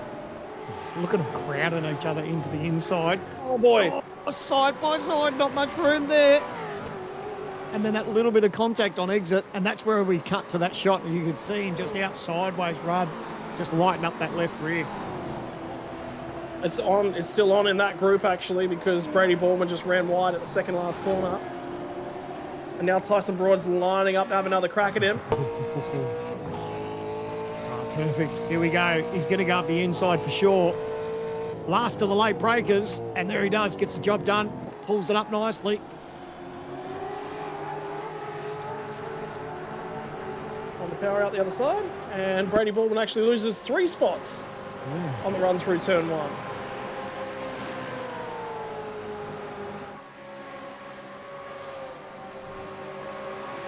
So that was a bit odd for the Synergy Sim Racing car. And those were Brenton Hobson's colours last year, remember? He was in what they dubbed the tennis ball car. Because it looks like a tennis ball in Brady Baldwin's colours. So he's been donated the tennis ball this year. Robbie Gibbs, I thought he might have been thinking about a move up the inside there, so he's got a little bit of pace here. See that heat haze, and as we look back to Gibbs. Oh, Maloney just on that throttle. But Gibbs is right there. He's going to use whatever that little bit of draft he can. Will he think about a move up the inside? It's a tough spot to make that move in the bus stop chicane. He thinks better of it. And he's probably thinking the way his car is at the moment that he's got a better chance of maybe pushing on. He doesn't want to throw away on a little silly move and maybe lose some ground to the back of Maloney. So he's thinking better of it, and he'll wait for another chance as this race goes on. 8 laps to go here at Watkins Glen. He's certainly faster at the moment, but you've got to think that this is the difference between 6th spot or a top 5. Now, you'll take a top 10. Most drivers tend to would, but when you're sniffing that close to picking up a top 5... Yeah. But he's got genuine car pace too. Like the car looks good compared to Maloney. So it looks like Maloney's just moving around a little bit. So don't be surprised if he does think about diving up the inside, and that's what he does. He puts a nose there just to let Maloney know that he's thinking about it. And I've touched on it through many broadcasts that if you are in a battle with someone, it's even best just to keep moving around in the mirror. Even if you're not committed and you're going to make a move up the inside, you just want to move around and have that driver in front think and second guess about what you're going to do. So I always love when I see drivers move around in the mirror. Well, I think it's part and parcel of the new generation of car too. You've got to... It's psychological warfare. It's physical warfare. We're starting to see that this year, aren't we? Elbows out racing, just synonymous with Gen 3. Love it or hate it, bring back the Biff to motor racing is made for an excellent start to the real world racing this year. Madison down now. He was 10th. He's now slipped to 11th. Luke Rosella's actually gained quite a few spots. So we said it wasn't the best qualifying performance from him, but the race pace has actually been really, really good from Luke Rosella. Well, that's handy. When you're talking a race distance of 57 laps, you know, if you've got good race pace, that's always something that is always handy to have in your back pocket. So now it looks like he's going to throw this up the inside of Ethan Grigalt. I think he's going to be a bit of a sitting duck here. And that's exactly what he's going to try and do. So job done into turn 1. 6 laps to go. Oh, a little bit of nose to tail. There was a check up there. He didn't quite park it up nicely. There's a bit of damage to the front end of the Evolution Racing Team Mustang. And a touch to the left rear corner of the Lobs Esports Mustang. So Madison Down looks on at these boys and says, all right, well, if we're going to play on, I'm coming. And that forces Greg Galt just to move over, just to sway it.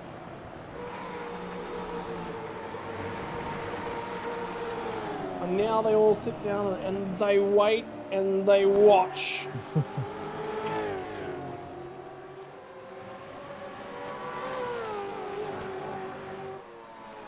I think with Madison just dropping those couple of spots too, I think that now probably puts Cody Death in the best spot at the moment, up.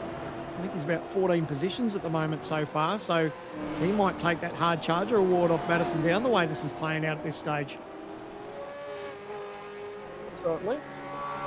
Robbie Gibbs, we're hearing, has dropped into the top 5 on Jake Maloney. Where's it going to come? Ooh, Nice. down at turn 6. And Maloney got out and into the marbles, and that's where it was over. I sort of felt it was just a matter of time. His car looked good, didn't it? So, you know, he's now got sort of half a second on Maloney, and he can sort of do eyes forward, but I don't know if he'll have enough time to catch up to Brady Myers. Interesting note. Do you remember that contact with Dylan Rudd and all those laps ago? And indeed, that was 14 laps ago. Race Control actually spent a fair while looking at that one.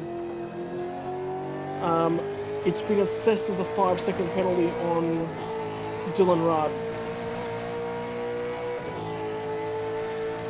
Has received the 5-second penalty.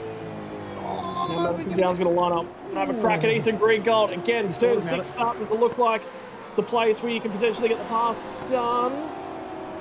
And they'll swap back over. Greengold hangs on to it a little bit more. Madison Down gets a little bit loose. Emily Jones is in amongst the mix. Cuts her teammate a break, though. Oh, that's handy. He's trying to still look up the inside. Greengold going to hold her on the outside. Doesn't quite get it, but Emily Jones might be able to pick up the pieces here and get a spot as well. Oh, Greengold, he's on the outside. Look at those marbles, that build-up.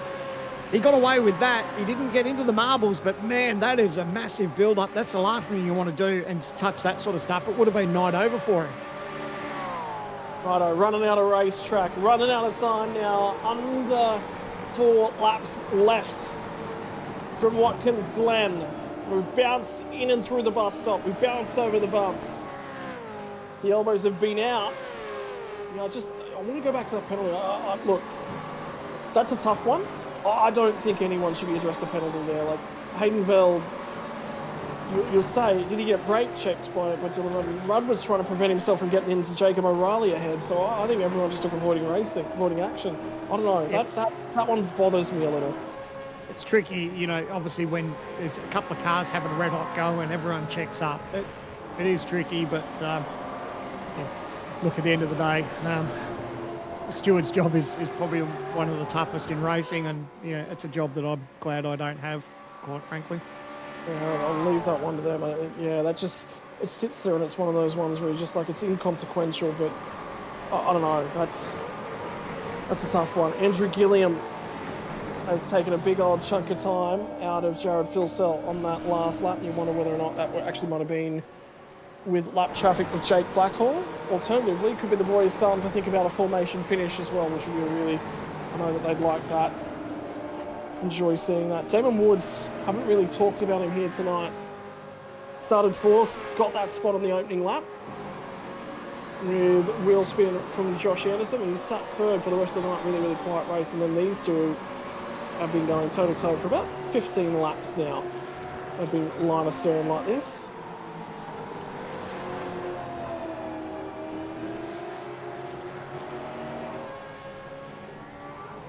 Still nothing eventuating either. There's no ebb, no flow. They're both just lined up, less than 2/10 apart, have been for most of the night. One team will be happy with tonight's result is TTR. It's been a bit, you know, it's a bit unordinary. You know, it's not something we're used to is seeing TTR struggle a little bit. But I think tonight when they walk away, obviously they haven't got the win, but Myers there in 4th, Maloney in 6th, you've got Anderson in 8th, Madison Down, Emily Jones just in 10th, 11th. So overall, the team showed good pace, but unfortunately, you feel for Anderson spinning those tyres at the start and missing an opportunity of having a run with Jared Filsell. But Jared's done everything right, but I think it'll be. I think overall, TTR will be pretty happy with the way they've been able to bounce back in round 3. Yeah, certainly. I think they've done some of that with strategy as well. They've been willing. Look at Josh Anderson. He jumped out of line very, very early on to try and grab something because he just didn't want to sit in the queue. but qualifying pace was good. Brian Borg, something happened to him.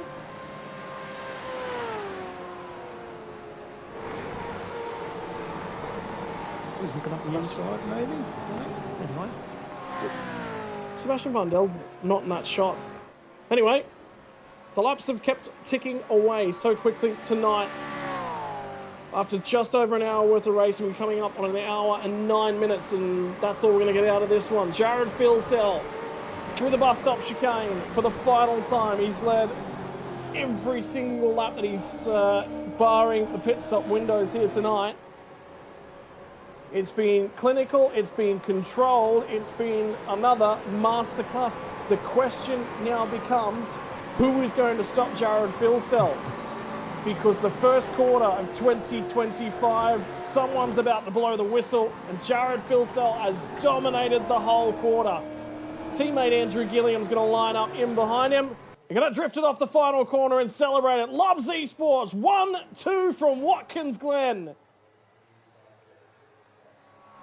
And Damon Woods is going to get home in third. It was Jake Blackhall was the car that was in the middle, a lap down, unfortunately. Myers and Robbie Gibbs, your top five. Zach Rattray White runs out of gas on the last lap of the race, which means Josh Anderson picks that one off. Wow. Oh, everyone having a red hot go.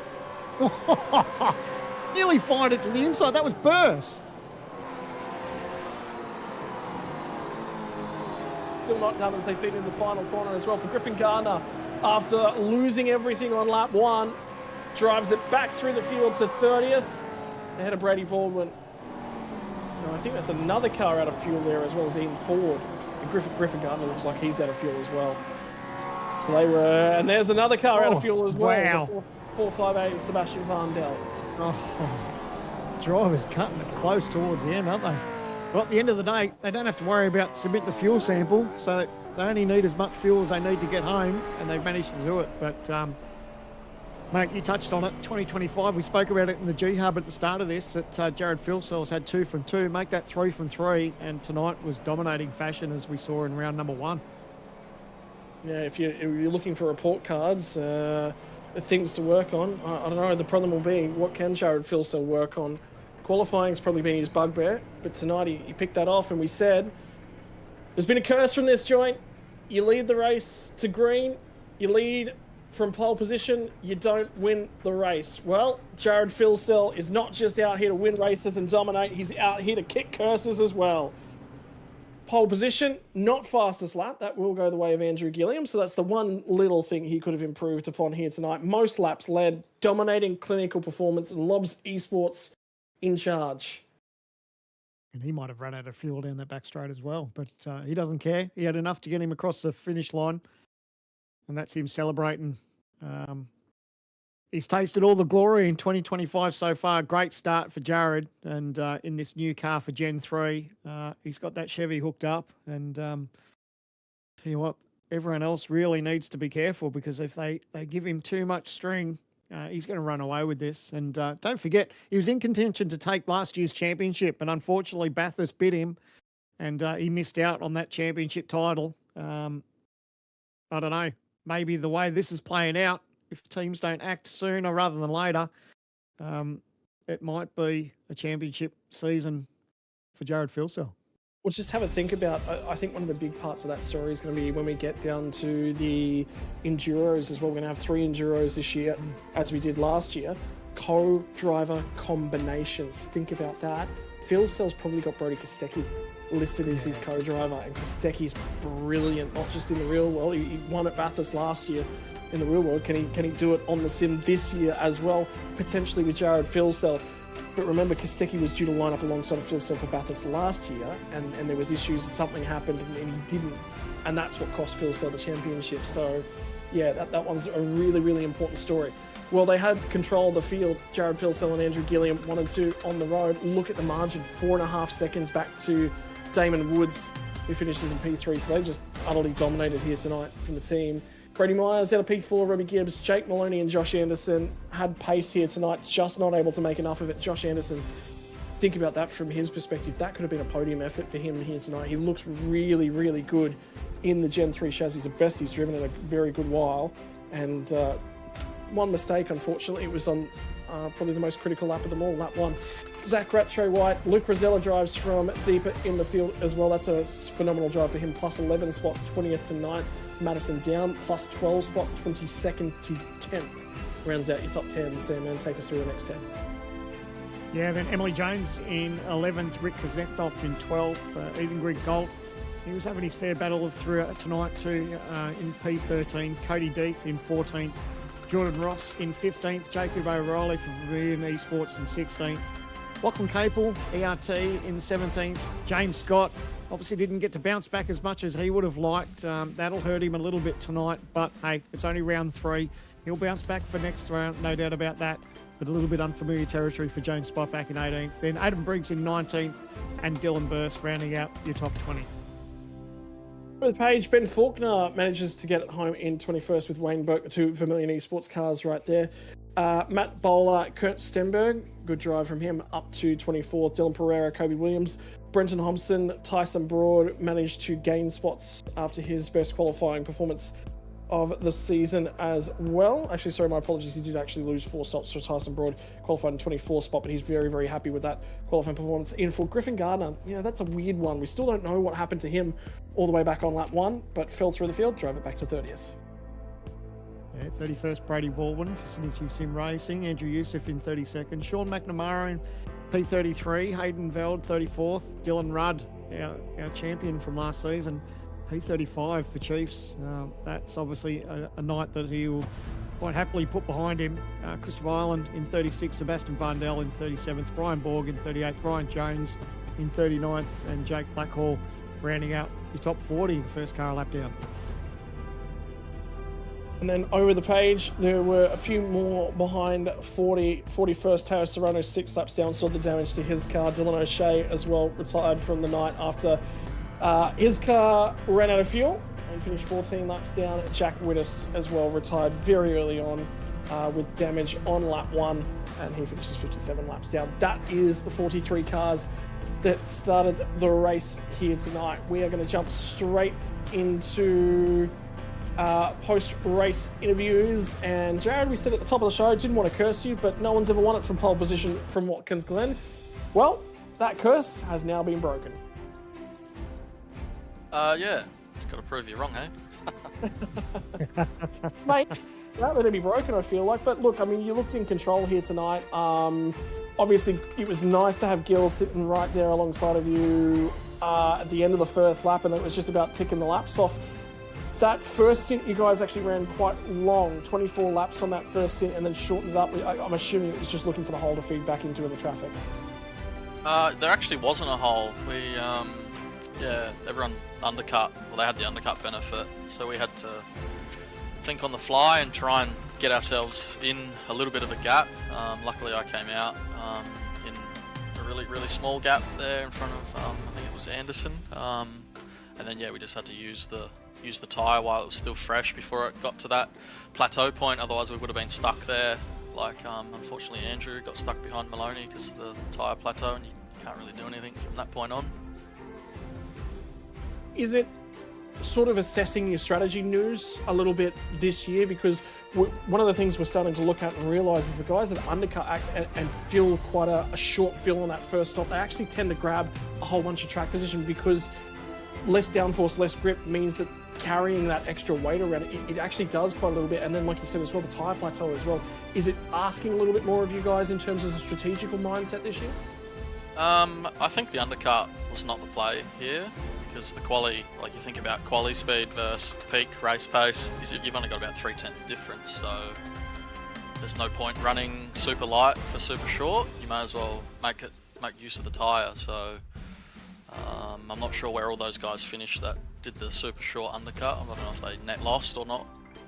But I felt like the longer run and then use the tyres towards the end was the preferred option. But either way, mate, nice, clean, consistent and smooth. 3 races, 3 wins thus far. Who would you like to thank for getting it done for you? I'd like to thank Shane and Brody for jumping on at 10 PM last night and committing to a 2-hour testing session. Definitely found some gains overnight with that. having their guidance is invaluable with their knowledge of the real world and whatnot. Because this car is relatively new still, so we're still learning. So some cool little tweaks to get the car to steer and do what we want it to do, because it doesn't like doing what we want it to do sometimes. It's a bit iffy, but thanks to those guys for jumping on last night, spur of the moment kind of last minute test session, as well as the Whitey's Pies guys for jumping on board our rigs for this year, and then all the other guys at Lobs, Luke and Gilly for putting in the hours late this week. We didn't really put a lot of hours in, but we put them in when they definitely counted. Yeah, I'd like to give a shout out to Luke for making spots up in this race too. He made a handful after a abysmal quali on his behalf, so yeah, good luck to him. Thank you very much for joining us, mate. Good to see you back on top. And I think the big thing that's really, really interesting to hear is, yes, you've ticked off 3 wins thus far this year, but there's still more work to be done, that's what we like to hear. Yep, yeah, definitely. Always learning. Righto, mate. Thank you very much. Congratulations. Tonight's race winner, Jared Filsell, takes P1. Sam Mann steps down to the second step of the rostrum. Teammate Andrew Gilliam alongside. Andrew, great night, obviously for yourself and Lobs, with Jared taking out the win, but a good night for you, mate. A great start, and it was pretty much line astern, 1-2 for most of the night. Tell us about your night. Yeah, I'm just so happy to finally put a race together and really get back to the front. Had a bit of an up and down start to the season, and yeah, it just feels so good to get a really good haul of points and really learn the car this week. Yeah, the race was pretty cruisy. Like we knew we had pace out the gate.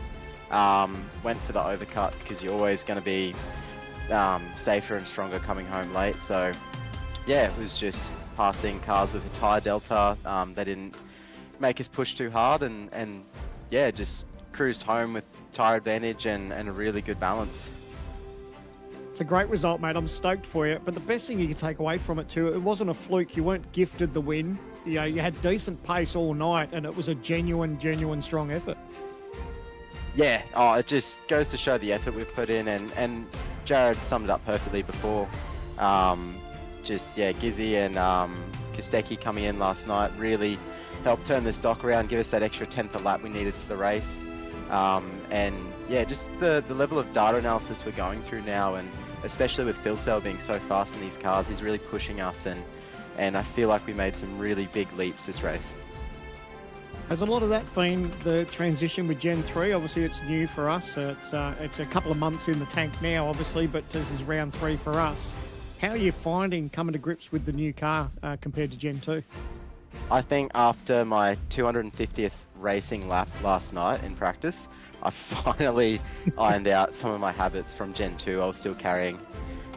Just the way you use the brake pedal and the locking margin, everything like that, it's just all so different, where it's really fine detail, but you're just pushing the car slightly harder and slightly different phases of the braking zone and corners, and I was a little bit confused just driving. Like sometimes the car would just push, and I didn't understand why, but I'm finally feeling like I've got my head around this car now.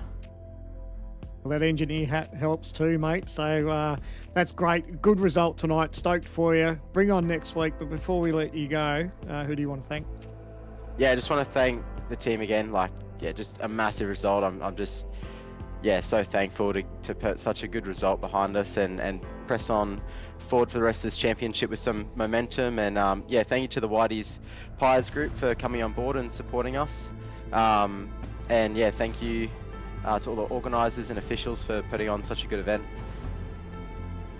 All right, mate. Great run tonight. Go and enjoy it, and we'll see you when we head to the next round. Looking forward to that, mate. But until we speak to you then, all the best. Good luck for testing, and hopefully a strong result comes around for the next round as well.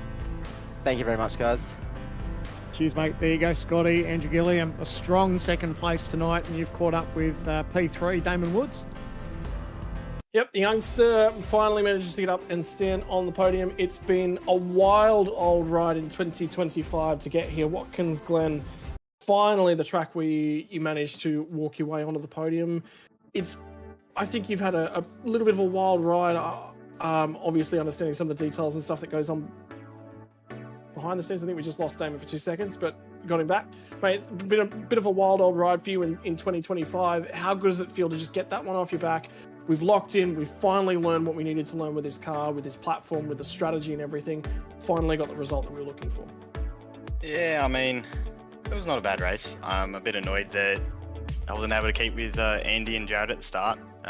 Pace, I think, was relatively decent. I think we're lacking maybe half a tenth to a tenth on the long run as the tyres go away, but I'm still happy with the result. And yeah, considering the first 2 rounds kind of didn't really go to plan, to come back and have all the hard work kind of pay off is a good result. I mean, talk to me a little bit about it, because I spoke to you last year in person, and one of the things I said was, look, what do you want to do? Where do you want to go? And we discussed, was supercars the right pathway? It's taken a long period to get your hands and get everything around it. Endurance programs last year, are you starting to get to the point where you're like, okay, I'm comfortable with the car, I'm comfortable with the package? Is this what we're capable of at the moment? Or you still think, oh, we're just that little bit too far away, there's still more to find here? I mean, I think, to be honest, if there's anything to find, it's going to be in setup. I think my driving's pretty good at the moment. I really kind of figured out the car after Sebring. So going into Red Bull Ring, I was very confident, and yeah, the pace was good, and we hit the setup on the head, and it showed. Our pace was very, very good, but I think here we kind of missed it slightly, and as a result, we end up just losing that little bit to Jared and the Lobs boys, and yeah, that's why we end up 5 seconds behind at the end of a 57 lap race. So yeah, in the end, I'm happy with how I drove. It's just need to go away, have a look at the old tuning book, and try and tune her up for the next round of Belle I think that's an interesting point, is looking ahead. I mean, we're a quarter of the season out of the way now. You look through the rest of the calendar, and we've got a unique one coming up with the return of the Super Sprint format at Belle. We're going to get a couple races there. Is there something on the calendar that you target? You're like, I think this is the track that really suits me, or is it, I just want to put together a good endurance program? What's the target for the rest of the year? I mean, to be honest, I'm just going to take each track as it comes. I'm not really looking at the calendar saying, oh, I'm going to be really, really good here. I mean, I didn't expect to be as quick as I was here. I just put in a lot of hours and got the dock tuned up, and yeah, in the end, got the car in a window where I could drive it on the limit and not detonate the front tyres, which is a really big thing around this track because it is such high, long radius corners. So yeah, looking forward, I think it's just be consistent, put in the hours, and hopefully the results will come. Mate, and finally, the floor is all yours to give thank yous and shout outs that you would like to give. Big thanks to the team at Eclipse. Awesome job, especially Zach Rat helped a lot with putting the setup together for this week. So huge thanks to him, and also the Chiefs boys. We've been working in a bit of a technical alliance the first couple of rounds. So huge shout out to them. I know James and D-Rod have put in a heap of work, especially the first 2 rounds to get us to where we are. So huge thanks to them. Thanks to sponsors as well, 5-6 Sim Coaching and Lutzu Drive Performance, and also OG Gear. So huge thanks to them as well. And yeah, hopefully we'll come back stronger, and hopefully it's 2 places better. Mate, I'm really curious about that, because just the way, this is just a personal way, just talking to you at the moment, you sound a little bit flat. Like 3rd place, you sit there and you go, yeah, that's actually probably, we finally got everything together. But are you actually a little bit disappointed with 3rd place? Fractionally. I mean, just the fact that I felt very, very strong with my race pace, and to then still have Jared, pull out a 10th on a lap on me is a little bit disheartening. I know Jared's an unbelievably good driver, and it's shown with him doing PESC and being at the front of the supercar tables for so long. But I like to think that I'm a decent driver, so not being able to match the front boys, even if it is only half a tenth to a tenth, it's something I want to try and get to. And especially coming from the GT side of things, where for a long time I've been able to compete with the front guys, and match the likes of Redline and be quicker on my day. So it's a little, as I said, a little bit disheartening, just because I'm not able to match the fastest there is. But as I said, we'll keep working, and hopefully we'll be able to come to the next couple of rounds, and we've found that pace, and we can have a run against the Lobs boys. Hey mate, look, so long as it's used as fire, that's the big question that we're sort of taking for there. I mean, the big thing that I'm sitting here and going is, yeah, look, you've got the talent and other things, but this is a completely different format. The fact that you're at the front, you're already competing, take the P3, that's a big swing. That's something that we've nailed. So, hey man, take it whatever way you want, but yeah, I think light that fire under yourself is the big key. Yeah, I think that's what's going to happen, mate. So yeah, cheers, appreciate it. Righto, ladies and gentlemen, that is going to wrap us up in terms of the podium celebrations here tonight from Watkins Glen. Next time out, where are we looking? We mentioned it. It's the return of the Super Sprint. Detroit Belle Isle doesn't really play itself really all that well into single format racing, into the 200 kilometre and to 250 kilometre variety that we've seen from the first 3 rounds this year. Wasn't on the calendar in a Super Sprint variety, is back on the calendar. We're going to get multiple starts, Sandman, and we've seen lighting the tyres up on the run to turn 1 is a big thing that you've got to avoid. You've got to do it more than once next time out. Yeah, it's going to be absolutely interesting. A little bit of a different format, like you said. So 2 races throughout that race weekend at Belle Isle. It's really going to be interesting. Looking forward to seeing how it all plays out. But is anyone going to be able to stop Jared Filsell? Only time will tell. Well, that's the big key. Can anyone stop him? The first quarter of the season's now done. The learning, all of those little bits and pieces, the twisting of the dials, the tightening of the screws, what makes this car tick. The bulk of that work has now been done. Who is going to rise to the occasion? Is it going to be Damon Woods? Said that he's a little bit disappointed with P3. Is it going to be somebody from the Trans-Tasman outfit? Is somebody else from Evolution Racing Team? Think about how good Robbie Gibbs is driving this year as well. Who's going to surprise us? Detroit Belle Isle, it creates races, it creates stories. Will you be here to witness the next round on May the 28th? We'll join you all then. Ladies and gentlemen, thank you for joining us. On behalf of myself, on behalf of Sandman, the production crew, the stewards, everyone that puts this series on, thank you to the sponsors. Thank you to you all for tuning in. We'll see you next time.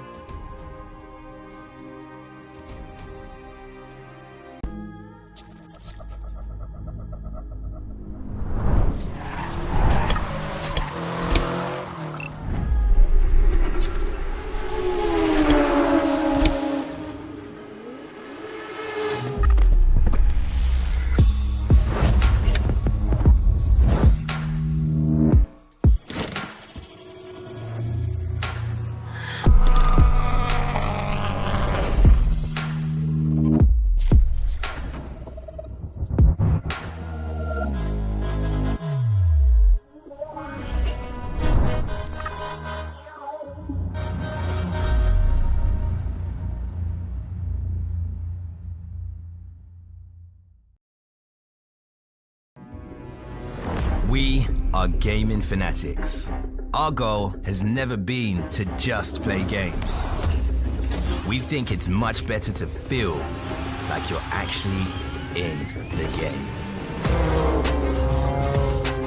This feeling is what drives us as we create world-class gaming chairs.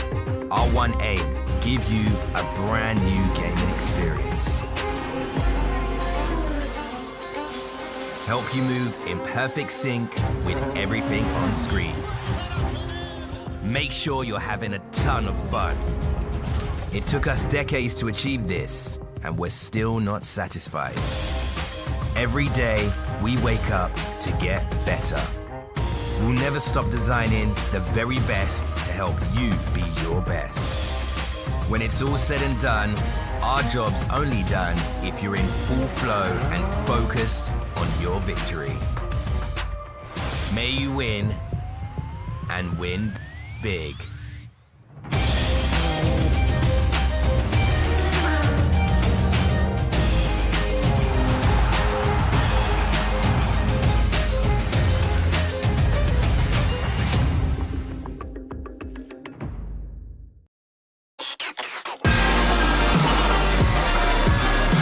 Hi, my name's Courtney Prince, and last year I competed in Porsche Carrera Cup with BWT. Today I've been on the sims with the OG race gear. I love the new gloves. They're really breathable and awesome, so you don't get sweaty hands using your normal race gloves on the sim. The socks are also really good. You don't get sore feet on the sim. I also think in training they'll be really handy as well.